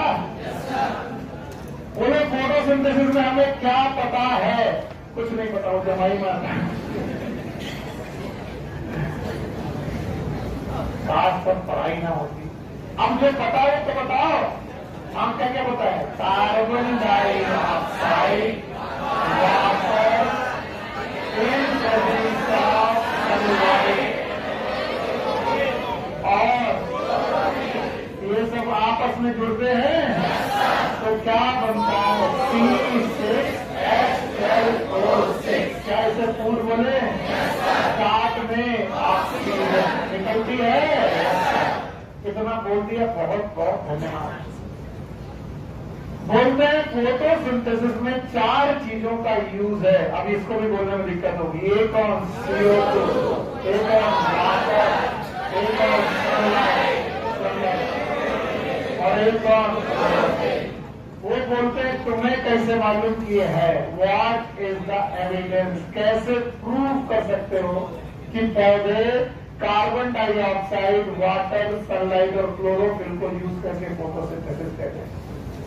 बोलते हैं इसको प्रूव करने के लिए भी है सर्टेन एक्सपेरिमेंट, छोटे छोटे एक्सपेरिमेंट है, करें। व्हाट डू वी नो में क्या क्या लिखा है? यही लिखा है। इसमें कौन कौन से एक्सपेरिमेंट है? मैं इन एक्सपेरिमेंट का नाम दे रहा हूं, बुक में हो सकता है इस नाम से ना हो। पहला एक्सपेरिमेंट है वेरीगेटेड लीफ एक्सपेरिमेंट। प्लीज सुधर के बैठ जाइए, वरना अब चक्कर आपके हाथ से निकल जाएगा। बहुत देर हो गई। अब अगर आप चेते नहीं तो गए काम से। अब आपके हाथ से चीजें निकल जाएंगी। मैं फिर से बोल रहा हूँ, पहला एक्सपेरिमेंट वेरीगेटेड लीफ एक्सपेरिमेंट। इस नाम का एक्सपेरिमेंट कोई है नहीं, पर मैंने पैराग्राफ से उठा करके इसे अपने मन से लिखा है, तो आप इसे ऐसे याद कर लीजिए, काम बन जाएगा। पहली बात तो व्हाट इज लीफ वेरीगेशन? वेरीगेशन का मतलब है बेटा ऐसी लीफ जिसमें क्लोरोफिलस के साथ साथ नॉन क्लोरोफिलस पैच हो, यानी पत्ती पूरी हरी ना हो, कुछ जगह हरी हो और कुछ जगह पर पीली हो, या फिर बिना कलर की हो। जिस जगह पर पीली हरी नहीं होगी वो क्लोरोफिलस की बात हो, बाकी सब जगह ग्रीन, एक जगह पर नॉन ग्रीन, ऐसी लीफ का नाम है वेरीगेशन। और जिस जगह वेरीगेशन होगा वहां पर क्लोरोफिल होगी कि नहीं होगी? हमने ऐसी लीफ के प्लांट में, यानी प्लांट में सब कुछ प्रोवाइड किया। अब क्या क्या प्रोवाइड किया? ध्यान से। हमने इसे वाटर दिया क्योंकि वाटर इसे जरूरी था। एनवायरमेंट से इसने CO2 ली क्योंकि इसे CO2 एनवायरमेंट से ही लेनी थी। याद रखना, एनवायरमेंट से इसे सनलाइट भी मिली। याद करो कितनी चीजों की जरूरत है? 4। चारों मिल गई? बोलो क्या मिला? Water, CO2, sunlight. और पत्ती में क्लोरोफिल तो है ही। अब पत्ती में जिस जगह पर क्लोरोफिल नहीं थी उस जगह पर स्टार्च नहीं बना, और जिस जगह पर क्लोरोफिल थी वहां पर स्टार्च बना। ये स्टार्च बना होगा ग्लूकोज से, किससे? ग्लूकोज से। और ग्लूकोज बना होगा तो यहाँ पर ये रिएक्शन हुई होगी, बोलो कौन? CO2 H2O C6H12O6, साथ में क्या निकली होगी? ऑक्सीजन। अगर यहाँ स्टार्च बना तो क्यों बना? क्योंकि ये जगह कैसी थी? ग्रीन। और यहाँ स्टार्च नहीं बना तो क्यों नहीं बना? क्योंकि ये जगह थी ग्रीन की नॉन ग्रीन। इससे पता चलता है कि पत्ती का वो जगह जहां पर ग्रीन नहीं है वहां फोटोसिंथेसिस है, जो ग्रीन है वहां पर फोटोसिंथेसिस होगा। इसका मतलब वेरीगेटेड लीफ एक्सपेरिमेंट प्रूव करता है कि chlorophyll is essential for photosynthesis.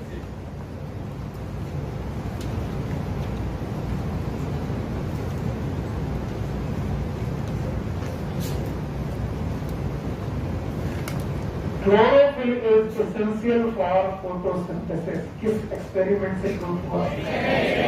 तो variegated leaf experiment proves that chlorophyll is essential for photosynthesis. क्या इस तरीके का कोई एक्सपेरिमेंट नेम है? नो। क्या हमें याद रखना है? यस। What is variegation? ऐसी लीफ जिसमें ग्रीन के साथ नॉन ग्रीन है। देखा, कई बार आप ना समझने के चक्कर में अच्छी चीजें भी नहीं समझते। बताओ फोटोसिंथेसिस में कितनी चीजों के रिक्वायरमेंट? CO2, water, sunlight. ये एक्सपेरिमेंट किसके लिए था?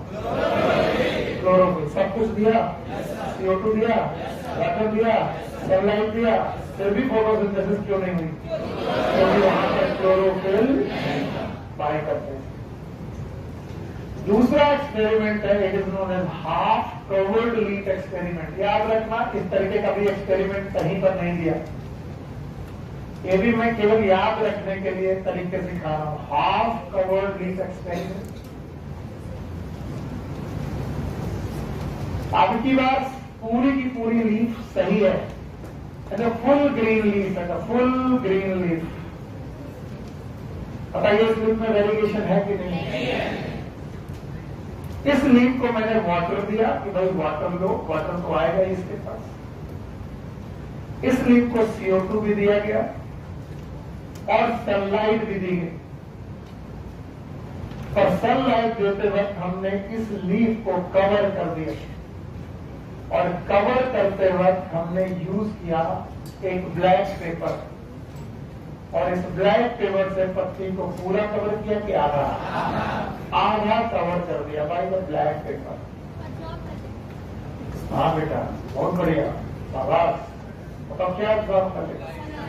सनलाइट। बताइए ये जो सनलाइट था वो कहां पर पहुंचा? पूरी पत्ती में ही आधी? और जो कवर थी वहां पर? बताओ जिस जगह पर बेटा सनलाइट पड़ी वहां पर क्या हुई? फोटोसिंथेसिस। और जहां पर बेटा कपड़ा था वहां पर बताइए फोटोसिंथेसिस हुई कि नहीं? क्यों नहीं हुई? क्या नहीं पहुंचा? तो इससे प्रूफ होता है that sunlight is essential. Sunlight is essential for photosynthesis. दूसरा एक्सपेरिमेंट, पहला वेरीगेटेड लीफ एक्सपेरिमेंट क्या प्रूव करता है? क्या? दूसरा हाफ कवर्ड लीफ एक्सपेरिमेंट क्या प्रूव करता है?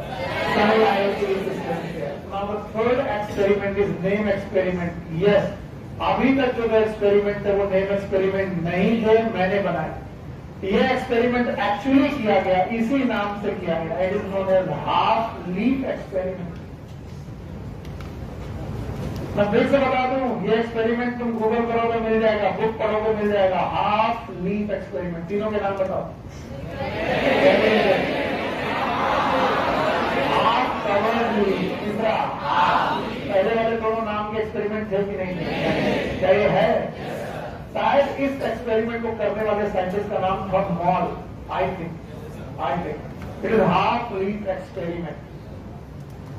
ये हाफ लीफ एक्सपेरिमेंट करते वक्त इन्होंने बहुत ध्यान से एक एक्सपेरिमेंट किया। एवरीवन, सब लोग ध्यान सुनना है। इन्होंने एक पत्ती ली जो पूरी तरीके से ग्रीन है, फुल ग्रीन लीफ। इसको चारों चीजें दी, वाटर दिया, वाटर पहुंचा बिल्कुल, इसको दिया, साथ में दिया बेटा CO2, CO2 भी पहुंचा, सनलाइट भी दिया, और पत्ती में क्लोरोफिल ऑलरेडी प्रेजेंट थी, तो क्लोरोफिल की कमी नहीं है, पूरी जगह पर क्लोरोफिल प्रेजेंट है। लेकिन ये करते वक्त इन्होंने पत्ती को आधा डुबा दिया जार में, और उस जार में KOH सोल्यूशन था। कौन सा सोल्यूशन? सबको मालूम है KOH किसको एब्जॉर्ब करता है? CO2। तो जो CO2 दी गई वो CO2 यहां तो पहुंची, लेकिन जब इस वाले पत्ती में पहुंचने का टाइम आया, CO2 पत्ती पे पहुंचेगी KOH। तो बताओ यहां पर फोटोसिंथेसिस हुआ कि नहीं हुआ? हुआ नहीं हुआ? और यहां पर नहीं हुआ। क्यों नहीं हुआ? क्योंकि CO2 KOH में एब्जॉर्ब हो गई। किसमें? KOH। इससे प्रूफ होता है that CO2 is essential for photosynthesis।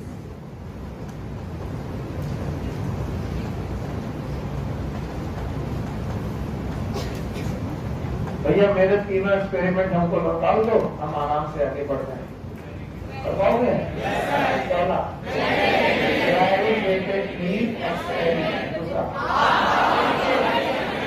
दूसरा experiment proves that chlorophyll is essential for half covered leaf. Now the half leaf experiment. इसमें से कौन सी मेन रिएक्शन है? हाफ कवर्ड के हाफ केवल सोल्यूशन में रखा गया। CO2 लीफ के सारे पारे पहुंची नहीं, जो पार्ट केवल में था उसमें it is half leaf. Thank you very much. Now, if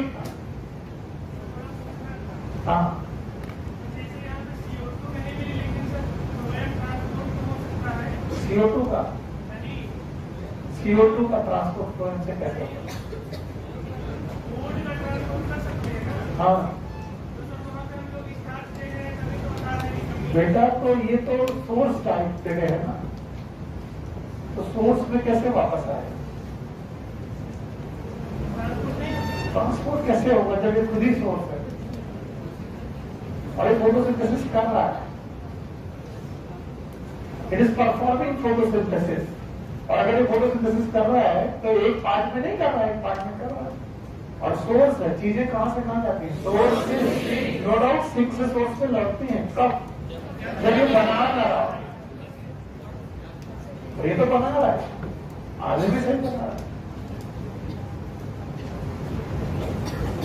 तीनों एक्सपेरिमेंट के नाम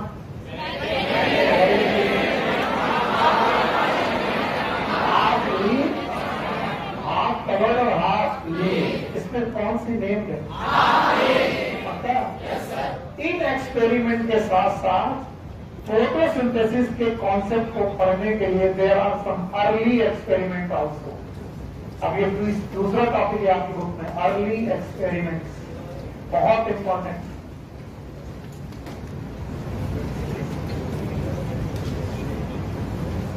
आपकी बुक में अर्ली एक्सपेरिमेंट के नाम से टॉपिक होंगे, हैं? इनको ध्यान से समझिएगा।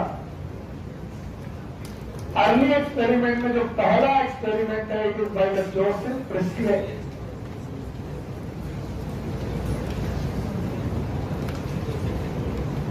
और इसमें भी रट्टा मारने की जरूरत नहीं है। देखो कब पैदा हुए? 1700। कब मर गए? 1804। ये मैं इसलिए पढ़ा रहा हूँ, कुछ कोचिंग ये भी पूछ रही थी कब पैदा हुए, कब पैदा, इसलिए अपना काम पूरा करते हैं। जोसेफ प्रिस्ले ने 1770 में एक एक्सपेरिमेंट शुरू किया। देखना पूछने वालों ने क्या क्या नहीं पूछा है, बताओ क्या क्या एक्सपेरिमेंट किया। इस एक्सपेरिमेंट में उन्होंने एक बेल जार लिया,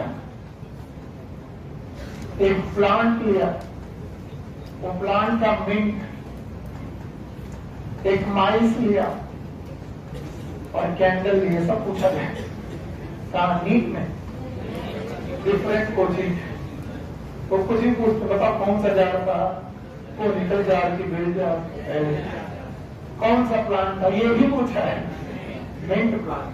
कौन सा एनिमल था, माइस। और क्या थी, कैट। इसके साथ को एक्सपेरिमेंट कर रहे हैं, बड़े सुंदर सुंदर एक्सपेरिमेंट है। ये तो मैं बोल रहा हूं कि मेरा बच्चा भी कर सकता है, लेकिन पिछले साल ने जो किया वो बहुत महत्वपूर्ण है। पिछले साल इस बेल जार के अंदर, ये बेल के आकार का जार है, बेल जार के अंदर कैंडल जलाते थे और जलती हुई कैंडल कुछ देर बाद बुझ जाती थी। पहला एक्सपेरिमेंट। दूसरा एक्सपेरिमेंट में फिर वो बेल जार के अंदर चूहा रखते थे।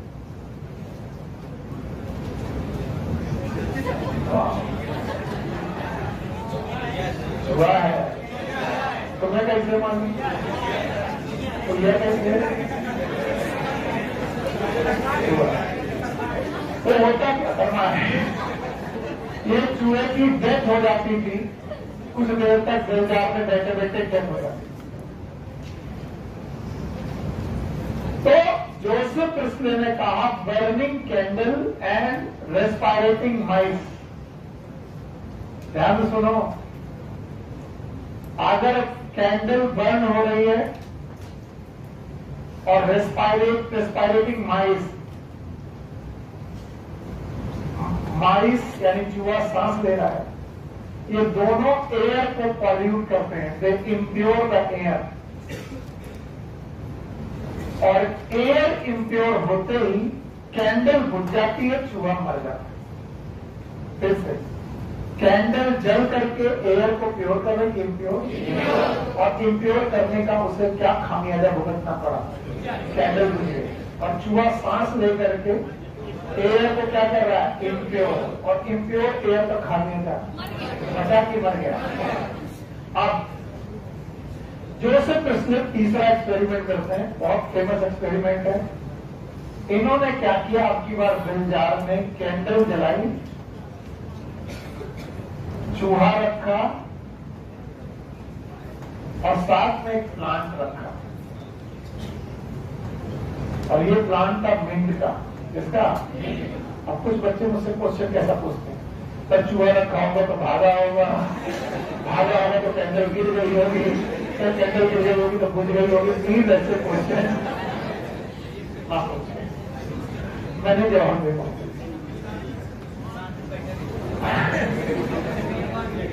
अरे मान दिया गया होगा, हाँ। अरे बस, तो बोले अभी भी बर्निंग कैंडल एयर को इम्प्योर कर रही है, नो डाउट। अभी भी रेस्पायरेटिंग माउस एयर को इम्प्योर कर रहा है, लेकिन फिर भी कैंडल बुझ नहीं रही है, चूहा, क्योंकि कौन रखा हुआ है, हाँ? और उन्होंने एक बड़ा सेंटेंस दिया, मैं वही सेंटेंस लिख रहा हूं। इन्होंने कहा प्लांट्स प्यूरिफाई द एयर।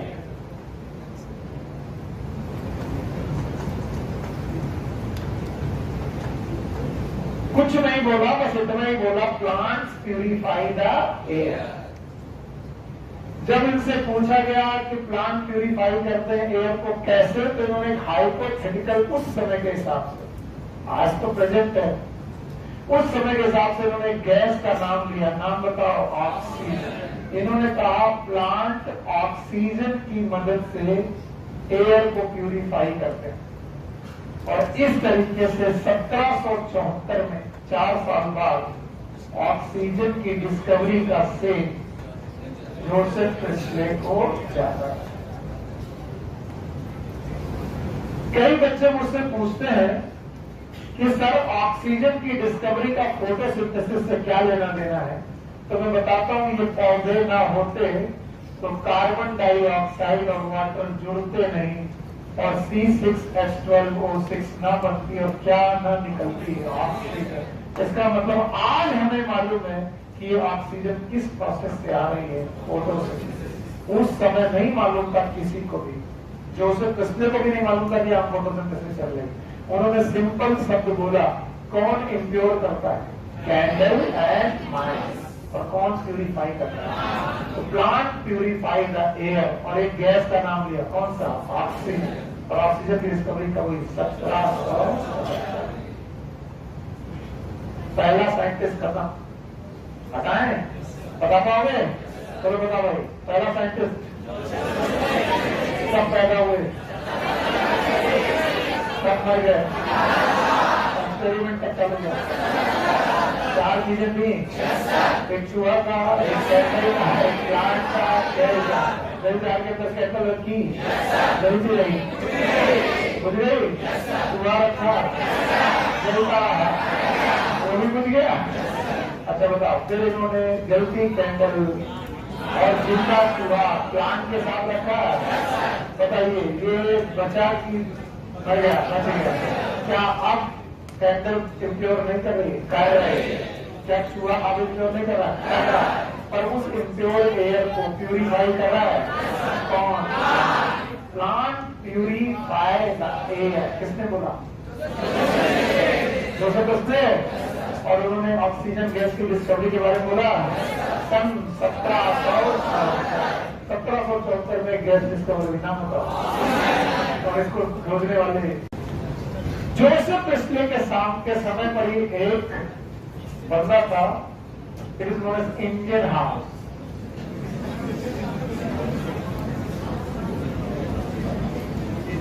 पूरा नाम आपकी बुक में लिखा है, जैन इंडियन हाउस। बेटा अंग्रेजी जो है सो है इंडियन हाउस। ये बड़े क्रिटिक थे जोसेफ प्रिस्टले के। क्रिटिक वो होता है जो दूसरे की बड़ी मौज लेता है। अरे एक आदमी कुछ पढ़ा के चला गया, दूसरा अच्छा ये पढ़ा तो मैं सर गलत पढ़ा है, बिल्कुल कुछ नहीं आता। तो Indian house was a critic. और उस समय के क्रिटिक्स में एथिक्स भी होते थे। अगर सही बात हुई तो लोग बड़ाई भी करते थे, आप सही पढ़ाया। तो इंडियन हाउस ने क्या किया, जोसेफ प्रिस्टले का एक्सपेरिमेंट रिपीट किया। उन्होंने बेलजार लिया, वही बेलजार जो जोसेफ प्रिस्टले थे। उन्होंने कैंडल ली जलती हुई, चूहा लिया जिंदा, प्लांट लिया वही मिंट। और भाई साहब कैंडल बुझ गई, चूहा मर गया।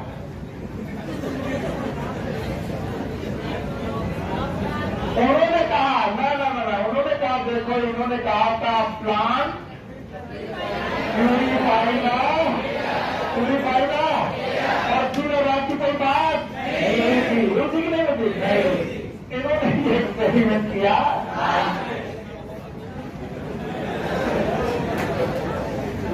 क्या किया? बोले देखो, जोसेफ प्रिस्टले ने कहीं भी सनलाइट की बात नहीं कही है। उन्होंने इतना कहा कि प्लांट प्यूरिफाइगा एयर। अगर औकात है प्लांट की एयर प्यूरिफाई करने की तो रात में भी करे। उन्होंने कहा जब मैंने ये एक्सपेरिमेंट, जोसेफ प्रिस्टले का एक्सपेरिमेंट रात में किया, चूहा कैंडल। बोले जोसेफ प्रिस्टले से कह दो बुद्धि बढ़ाए, उनसे कहो ये एक्सपेरिमेंट नाइट में नहीं चाहिए, लाइट में चाहिए। किसमें? और पहली बार जोसेफ प्रिस्टले ने सनलाइट की बात की। किसकी की? यानी कि इस गैस के इवोल्यूशन में, गैस निकलने में क्या है, सनलाइट की जरूरत। पक्का? तो अब सनलाइट की बात किसने की? इंडियन। और इंडियन हाउस ने कहा यस, इसको सुधारा जाना चाहिए। इन्होंने इस पूरी लाइन को सुधारा और बोला plant purify the air, purify the air in sunlight. और अगर ये मैं क्वेश्चन पूछ लूँ बाबू, तो आधे से ज्यादा लोग इंडियन हाउस के बजाय डिस्प्ले ही लगाएंगे। मैं पूछूं 2 सेंटेंस में, एक है प्लांट प्यूरिफाई द एयर, किसने दिया? और एक plant purify the air in sunlight. Indian house ने अपना एक्सपेरिमेंट बदल भी दिया। आपके लोगों ने दूसरे प्लांट में किया कि अगर मिंट प्लांट ऐसा कर सकता है तो दूसरे प्लांट भी ऐसे कर सकते हैं। उन्होंने एक्वेटिक प्लांट लिए, हरे पौधे एक्वेटिक, और एक्वेटिक प्लांट में सनलाइट डाली। और सनलाइट डालने पर उनमें एक गैस के बबल दिखाई पड़े। वो गैस जो अदृश्य थी, रंगहीन, गंधहीन, वो बबल के रूप में दिखाई। तो बताओ ऑक्सीजन की डिस्कवरी किसने की थी? Joseph Presley. लेकिन उसके बबल्स किसने देखे? इंडियन हाउस ने। और कैसे प्लांट में? हाइड्रोफिटिक प्लांट में ऑक्सीजन के बबल्स देखे किसने? इंडियन दूसरा साइंटिस्ट। दोनों के नाम बताओगे? पहला पूरी तरह सही कि पूरी तरह गलत? ना पूरी तरह सही ना पूरी तरह। अगर इंडियन हाउस ना हो, सॉरी प्रिंसले ना होते तो इंडियन हाउस का काम बेकार था। अगर मैंगलीफ ना होते तो मॉडर्न पीरियोडिक टेबल औकात नहीं है। अगर न्यूलैंड का ऑक्टेट रूल ना होता तो मैंगलीफ पीरियोडिक टेबल नहीं बनाते। पीरियोडिक टेबल नहीं बनते तो मॉडर्न नहीं। लोग मॉडर्न पीरियोडिक टेबल में तालियां बजाते हैं। मुझे लगता है सबसे ज्यादा तालियों के हकदार है न्यूलैंड, उसके बाद मैंगलीफ। ठीक उसी तरीके से इंडियन हाउस को लोग तालियां बजाते हैं, लेकिन असली तालियां किसे नहीं? वो बंदा है जिसने पहली बार देखा कि चूहा मर सकता है, कैंडल बुझ सकती है, लेकिन प्लांट की वजह से ऐसा नहीं। उसमें सुधार तो हमेशा तैयार रहते। एक बार आप एक नियम दीजिए, उसमें सुधार तो होते रहेंगे। आप कोई नियम बनाइए, लोग कहेंगे ये नियम गलत है। ऐसे लोगों को कभी भी हैरेस नहीं करना चाहिए, बोलना चाहिए यार आपने बड़ा अच्छा काम किया। जब कोई बच्चा नया फॉर्मूला बना के लाता है ना, कुछ टीचर उसे कहते हैं चुप रहो, बेकार है मेरा फॉर्मूला है। नहीं, उस बच्चे का स्वागत करिए। क्यों? क्योंकि हो सकता है कि अभी वो फॉर्मूला गलत हो, आगे चल के वो अच्छा। इंडियन हाउस और प्रिंसले ये एक्सपेरिमेंट को प्रूव करते। पता प्लांट प्यूरिफाई द एयर किसने कहा? Joseph princely. Plant purify the air in presence of sunlight. इसके बाद आए जूलियस वॉन सैक्स के तीसरे साइंटिस्ट।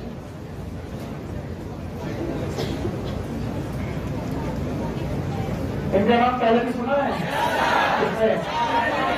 हाइड्रोपोनिक्स। जूलियस वॉन सैक्स ने कहा कि ठीक है, माना सनलाइट की जरूरत है पौधों को। ये बात किसने बोली थी? इंडियन हाउस ने। माना सनलाइट पड़ने पर ऑक्सीजन निकलती है, ये किसने बोला था? जोसेफ प्रिंसले और इंडियन हाउस कंबाइंड। सनलाइट की बात इंडियन हाउस, ऑक्सीजन निकलने के बाद लेकिन इन presence of sunlight Indian house. कि माना सनलाइट डालने पर ऑक्सीजन निकलती है, लेकिन बच्चों ये केवल ग्रीन पार्ट ऑफ प्लांट में होता है। किसमें? Green part. सारे प्लांट में नहीं, इसलिए फिर से सुधारो। ग्रीन प्लांट सुना, उन्होंने बोला plant purify the air. No, green plant purify the air in presence of sunlight. तो ग्रीन प्लांट का शब्द कौन यूज किया? जूलियस वॉन सैक्स। नहीं आता। और इन्होंने कहा कि जब ग्रीन प्लांट में सनलाइट पड़ती है तो ग्रीन पोर्शन में क्लोरोप्लास्ट होते हैं। क्या होते हैं? और उन क्लोरोप्लास्ट में स्टार्च भी बन जाता है। क्या बन जाता है? बहुत बड़ा पाप बोली इन्होंने। आप लोग जब तक इसे सीक्वेंस नहीं कर पाओगे भरोगे, ये एक्सपेरिमेंट बेवकूफी भरे लगेंगे। फिर से बोलो, किसने कहा प्लांट प्यूरिफाई कर? किसने कहा प्लांट तभी प्यूरिफाई करेगा? सनलाइट। किसने कहा प्लांट प्यूरिफाई करेंगे सनलाइट में, लेकिन सारे पार्ट नहीं। कैसे? और ग्रीन पार्ट में क्या होगा? क्लोरोप्लास्ट। और जब क्लोरोप्लास्ट से बेटा ऑक्सीजन निकल रही होगी सनलाइट पड़ने में, तो वहां क्या बन रहा होगा? स्टार्च। और इन्होंने स्टार्च निकाल के दिखाया कि देखो ग्रीन पार्ट में स्टार्च। ये कौन है? Scientist number 3। साइंटिस्ट नंबर 4 आया, it is known as T.W. Engelmann. ऐसे ऐसे नाम है भाई साहब। कौन है? उन्होंने कहा कि कैसी सनलाइट, कौन सी सनलाइट? बोले सनलाइट तो सनलाइट होती है, और कौन सनलाइट? बोले नहीं, सनलाइट में क्वांटिटी भी है और क्वालिटी भी है। यस और नो? यस। पता सनलाइट में क्वांटिटी भी है और क्वालिटी भी है। तो उन्होंने कहा कि सनलाइट पूरी सनलाइट ये काम करेगी कि कुछ सनलाइट? बोले कुछ सनलाइट। इन्होंने इस सनलाइट को डाला प्रिज्म में। किसमें? किसने? पता नहीं। प्रिज्म में डाला। प्रिज्म डालने के बाद सनलाइट स्कैटर हुई कितने रंगों में? याद है? बोलो पहला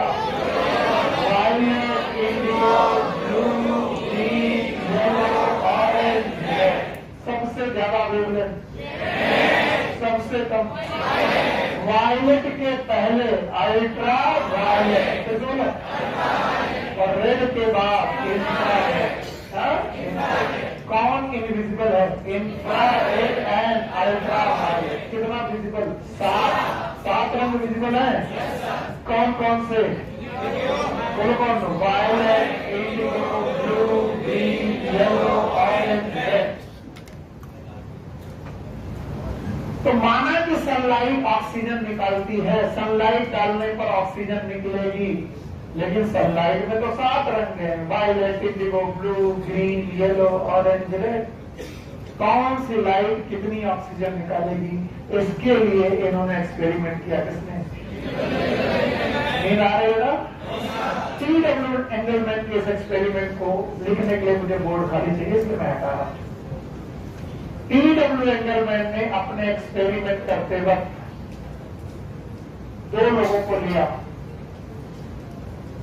एक तो इन्होंने एक एल्गी लिया, ग्रीन एल्गी। इन्होंने ग्रीन एल्गी लिया, नाम है क्लैडोफोरा।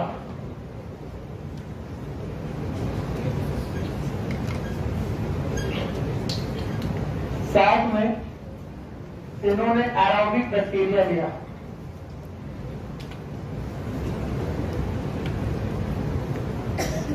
इनका एक्सपेरिमेंट बड़ा रोचक है, बड़ा ध्यान से देखिएगा। प्रिज्म से गुजरने वाली सनलाइट 7 रंगों में विभक्त होती है, हम सब जानते हैं। अभी अभी लिखे थे हमने, याद है? बोलो कौन कौन? Violet, indigo, blue, green, yellow, orange, red. 7 तरीके की लाइट यहां पड़ी।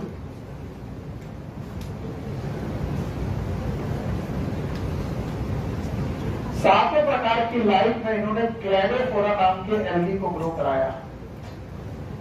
क्लैडोफोरा एल्गी,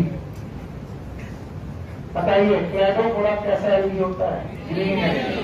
बताओ ग्रीन एल्गी में क्या पड़ रही है? सनलाइट पड़ने पर ये क्या करेगी? कार्बन डाइऑक्साइड वाटर के साथ C6H12O6 क्या निकलेगी? ऑक्सीजन। जैसे बोलो in presence of and chloro. क्या क्लैडोफोरा पास क्लोरोफिल है? क्या निकलेगी? जितनी ऑक्सीजन निकलेगी ग्लूकोज की उतना ही बढ़ रहा होगा।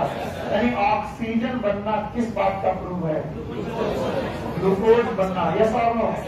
ग्लूकोज बनना इज नोन एज फोटोसिंथेसिस। लेकिन फोटोसिंथेसिस के रेट को पढ़ने के लिए उन्होंने ग्लूकोज का रेट नहीं देखा, ऑक्सीजन का देखा। किसका देखा? और इसके लिए उन्होंने एरोबिक बैक्टीरिया यूज किए। कैसे? सोना मत। इन्होंने देखा ब्लू रीजन पे एरोबिक बैक्टीरिया की ग्रोथ बहुत ज्यादा है। इन्होंने देखा रेड रीजन में भी एरोबिक बैक्टीरिया की ग्रोथ बहुत ज्यादा है। इन्होंने देखा ग्रीन रीजन में एरोबिक बैक्टीरिया की ग्रोथ बिल्कुल कम है। वायलेट और ब्लू में भी है, लेकिन सबसे ज्यादा किसमें है? रेड में। और सबसे उसके बाद ब्लू में। और कहां पर नहीं है? ग्रीन। इन्होंने बोला ग्रीन लाइट ऑक्सीजन को इवॉल्व करती है, और ऑक्सीजन को इवॉल्व नहीं करती, तो यहाँ पर एरोबिक बैक्टीरिया ग्रो नहीं करती। कुछ लोग नहीं समझेंगे, फिर समझ। कैसे बैक्टीरिया लिए? एरोबिक बैक्टीरिया वही ग्रो करेंगे जहां पर क्या पैदा होगी? ऑक्सीजन। ऑक्सीजन किस प्रोसेस से पैदा होगी? फोटोसिंथेसिस। फोटोसिंथेसिस किसकी प्रेजेंस में होगा? सनलाइट। सनलाइट के एक कलर की 7 कलर में कौन सा कलर? ब्लू और रेड। फोटोसिंथेसिस मिनिमम की मैक्सिमम, तो ऑक्सीजन मैक्सिमम, इसलिए एरोबिक बैक्टीरिया भी मैक्सिमम। कहां पर? ब्लू और रेड रीजन पे एरोबिक बैक्टीरिया की ग्रोथ मिनिमम की मैक्सिमम। इसका मतलब एरोबिक बैक्टीरिया की ग्रोथ जहां पर मैक्सिमम, वहां पर फोटोसिंथेसिस भी मैक्सिमम। और ग्रीन रीजन में एरोबिक बैक्टीरिया 0। इसका मतलब यहाँ पर फोटोसिंथेसिस होगा? नहीं आया? आया? 0 की बजाय मिनिमम बोले। मिनिमम क्या बोले? मिनिमम। तो बताओ ग्रीन रीजन में फोटोसिंथेसिस मैक्सिमम की मिनिमम। और इन्होंने एक ग्राफ खींचा, ग्राफ। और इस ग्राफ में इन्होंने एक तरफ लिया वेवलेंथ ऑफ लाइट बढ़ते हुए क्रम में, that is violet, indigo, blue, green, yellow, orange, red, और एक तरफ लिया rate of photosynthesis.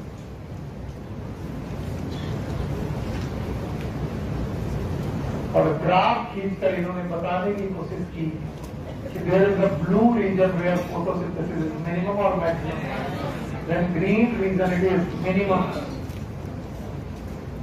It is minimum और maximum, and again red region is maximum. और इस तरीके से इन्होंने पहली बार ग्राफिकल रिप्रेजेंटेशन किया किसका, rate of photosynthesis according to wavelength of light, and this is known as Akson spectrum.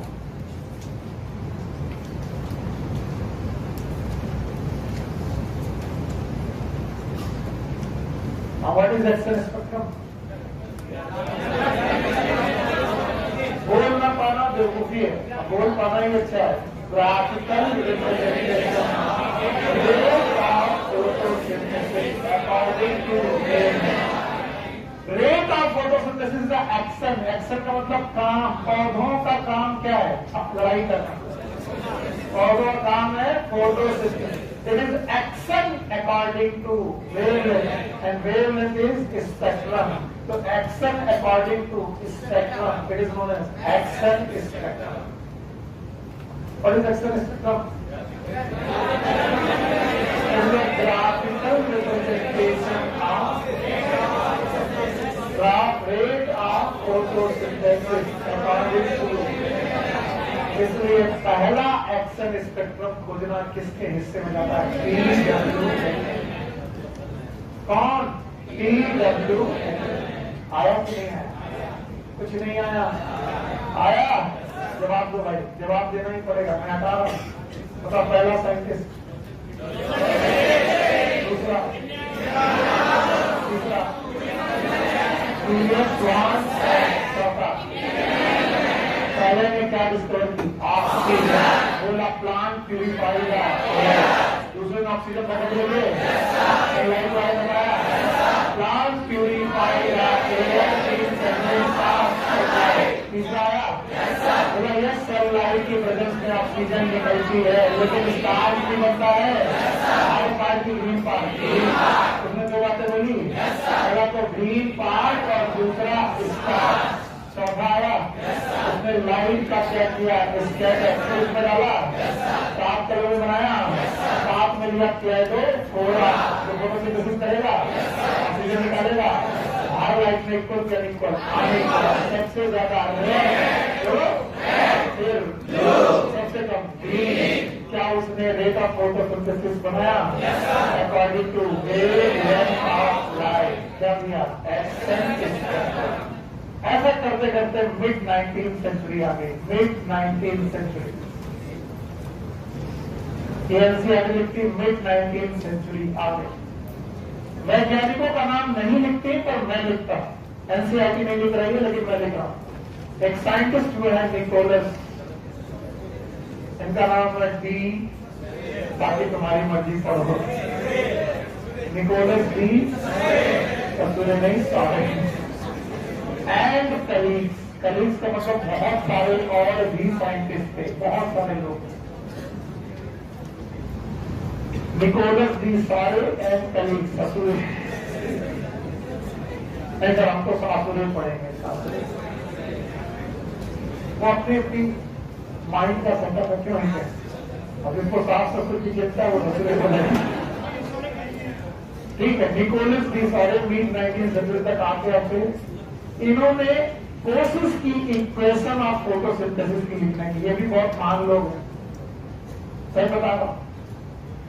इन्होंने कहा when n mole of carbon dioxide will react with the n mole of water, it will produce CH2ON plus n mole of oxygen निकलेगी।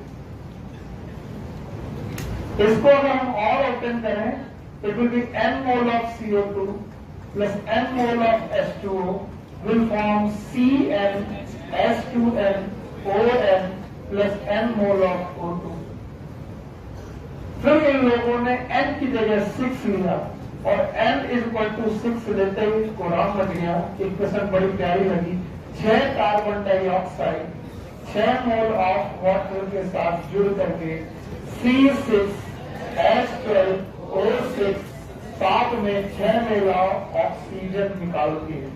और बस mid 19th century में एक गलती हो गई। इस इक्वेशन लिखते ही एक गलती हो गई वैज्ञानिकों से। मैं गलती नहीं कहूंगा, उनको लगा कि जितना mole of carbon dioxide use हो रहा है उतना ही मोल ऑक्सीजन रिलीज हो रहा है। और इस पूरी इक्वेशन में लिक्विड गैसेस दो ही है, या तो ये लिक्विड है ये सॉलिड है। तो उन्होंने एक गैस जितना यूज हो रही है दूसरी गैस उतना निकल रही है। एसटीपी पे मोलर कंसंट्रेशन वॉल्यूम को रिप्रेजेंट करते हैं, पता है क्या? इसका मतलब अगर ये 6 मोल है तो 6 लीटर कार्बन डाइऑक्साइड अगर डाली जाए तो 6 लीटर ऑक्सीजन। और लोगों ने एक गलत घोषणा कर दी। मैं गलत बोल रहा हूं इसलिए क्योंकि इन्होंने कहा कि जो ऑक्सीजन निकल रही है वो CO2 से आती है। उन्होंने कहा ऑक्सीजन केम फ्रॉम CO2 और ये सही था कि रॉन्ग था। लेकिन याद रखना ये रॉन्ग बहुत दिनों बाद पता चला। लोग निकोलस की इस डिस्कवरी पर और मिड 19 की इस डिस्कवरी पर तालियां बजाते रहे बहुत दिनों तक। आज भी गांवों में जाओ लोग यही बताते हैं कि कार्बन डाइऑक्साइड पौधे लेते हैं ऑक्सीजन निकालते हैं। ये तो सब कोई जानता है। कई बार वो लोग बोलते हैं जितना CO2 लेते हैं उतना, ये भी सही है, लेकिन क्या ये सही है? ऑक्सीजन CO2 से आता है। इस बात को निकोलस की इस बात को या फिर इस समय की इस बात को डिस्प्रूव किया एक छोटे से साइंटिस्ट ने, वॉन मील। कैसे बोलो? आइए वॉन मील के एक्सपेरिमेंट को पढ़ते हैं। साइंटिस्ट नंबर 5 हो गया, अभी नहीं हुआ। साइंटिस्ट नंबर 5 हो गया। बोलो कौन? Nicholas and colleague. पांचों के नाम में एक बार फिर से। पहला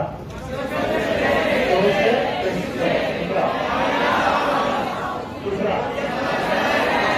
चौथा पांचवा किसने दिया एक्शन स्पेक्ट्रम?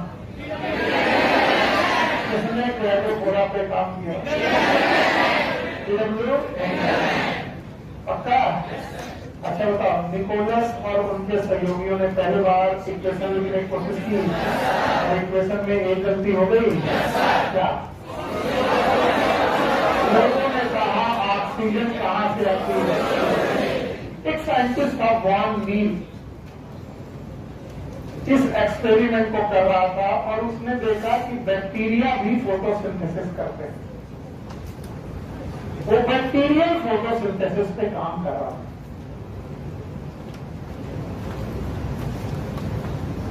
और उसने कहा कि बैक्टीरिया जब फोटोसिंथेसिस करते हैं तो कार्बन डाइऑक्साइड के साथ वो H2S लेते हैं और इस दौरान वो अपना फूड बनाते हैं और साथ में निकलती है सल्फर। दिमाग खराब। इन presence of sunlight and bacterio chlorophyll. Bacteria की अपनी क्लोरोफिल होती है, बैक्टीरियो क्लोरोफिल।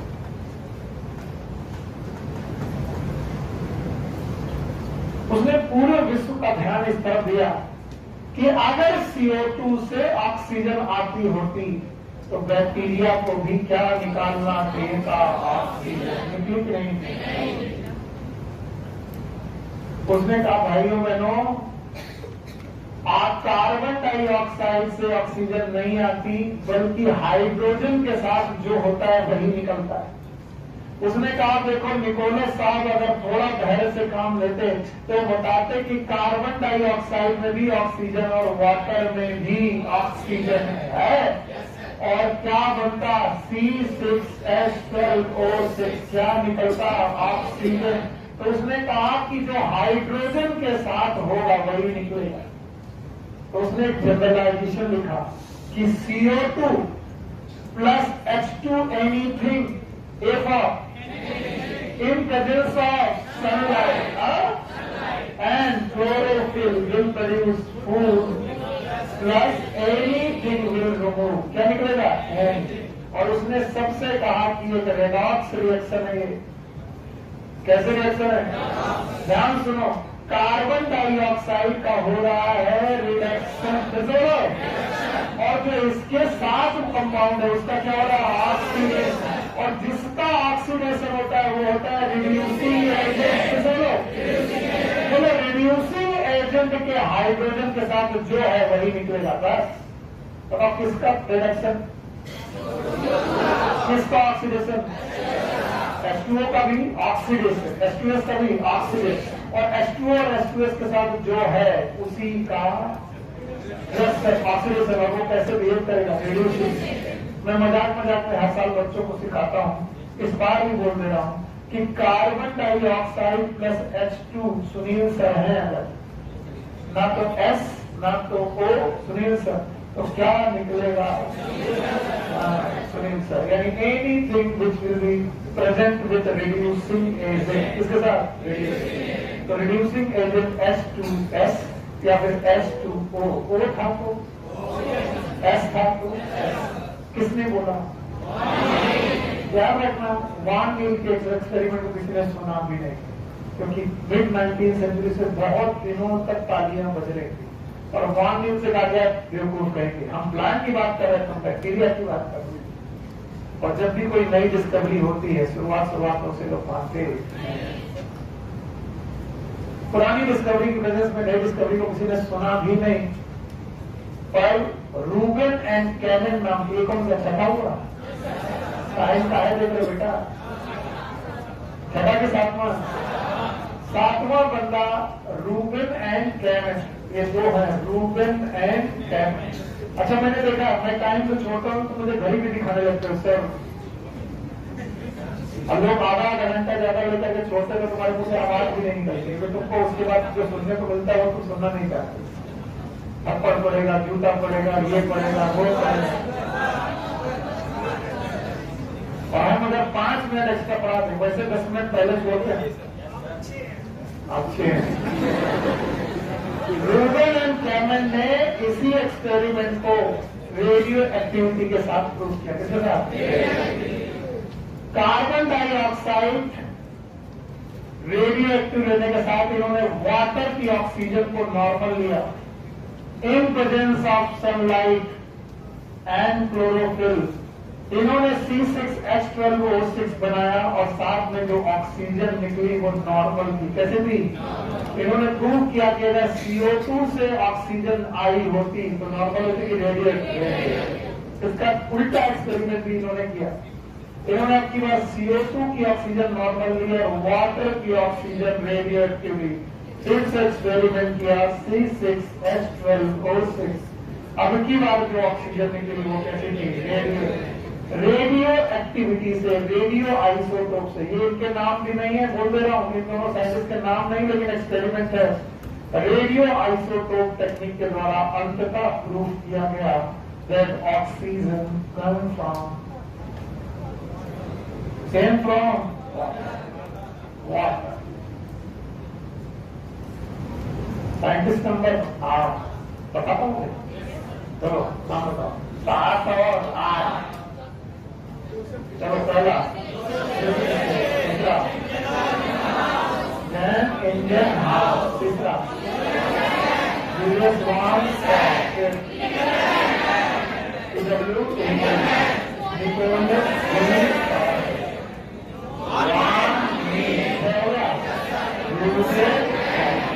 पक्का। फिर मॉडर्न डेफिनेशन पर मॉडर्न इक्वेशन लिखी गई, मॉडर्न इक्वेशन ऑफ फोटोसिंथेसिस। और जब ये लिखी गई तो बोला गया कार्बन डाइऑक्साइड के 6 मोल 12 मोल ऑफ वाटर के साथ रिएक्शन करते हैं। पहले जब था 6, they will form in the presence of sunlight and chlorophyll. They will form, yes, C6H12O6। क्या निकलती है? ऑक्सीजन। कितने मोल? 6। क्या निकलता है? वाटर। कितने मोल? 6। This is a modern photosynthetic reaction written in your NCERT। आखिरी में यही लिखी। मैं जानता हूं तुम्हारे मन में बिल्कुल पढ़ने की जगह नहीं है, और ये आखिरी क्वेश्चन है, इसके बाद मैं छोड़ दूंगा, मम्मी कसम छोड़ दूंगा। And it is known as Hill's reaction, और हिल्स को इस रिएक्शन के लिए नोबेल प्राइज भी मिला। कुछ बुक्स में रॉबर्ट हिल लिखा है, किसी में रॉबिन हिल लिखा है, इसलिए मैं लिखने में हिल लिखता हूं। रॉबर्ट हिल नाम के साइंटिस्ट हैं इस रिएक्शन को किया। इन्होंने मॉडर्न नहीं, इन्होंने क्वेश्चन कुछ और, ये मॉडर्न कुछ और पढ़ाता। हिल रिएक्शन में क्या बताया गया, ध्यान सुनो। इन्होंने कहा कि कार्बन डाइऑक्साइड और वाटर C6H12O6 जब बनाते हैं तो कार्बन डाइऑक्साइड का क्या होता है, रिडक्शन, और वाटर का ऑक्सीडेशन। अगर ये बात सत्य है तो ये किसी भी रिडॉक्स रिएक्शन के साथ चलेगा। एवरीबॉडी है, इंपॉर्टेंट रिएक्शन है।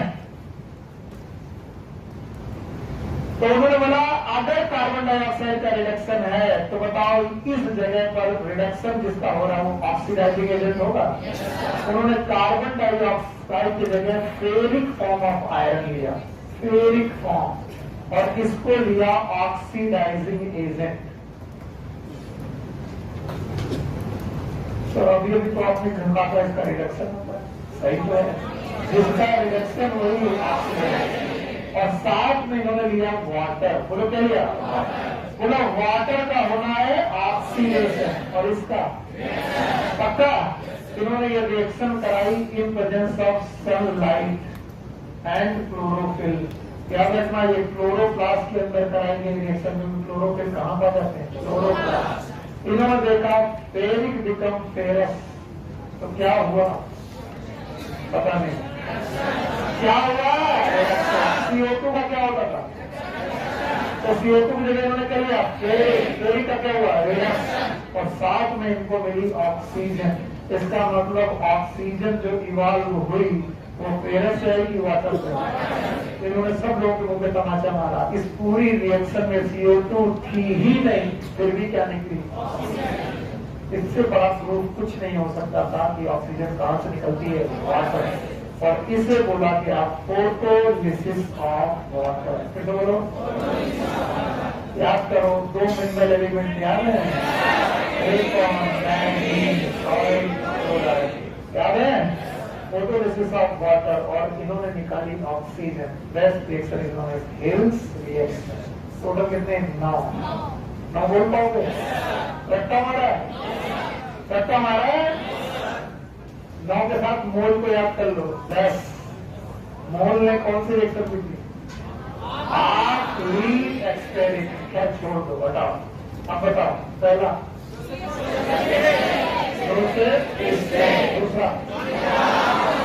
दूसरा ने किसकी डिस्कवरी की, ऑक्सीजन। इंडियन हाउस है, सनलाइट की बात है, Julius green park star, PW Nicholas de सारे, कार्बन डाइऑक्साइड से क्या निकलती है, ऑक्सीजन। सही की गलत,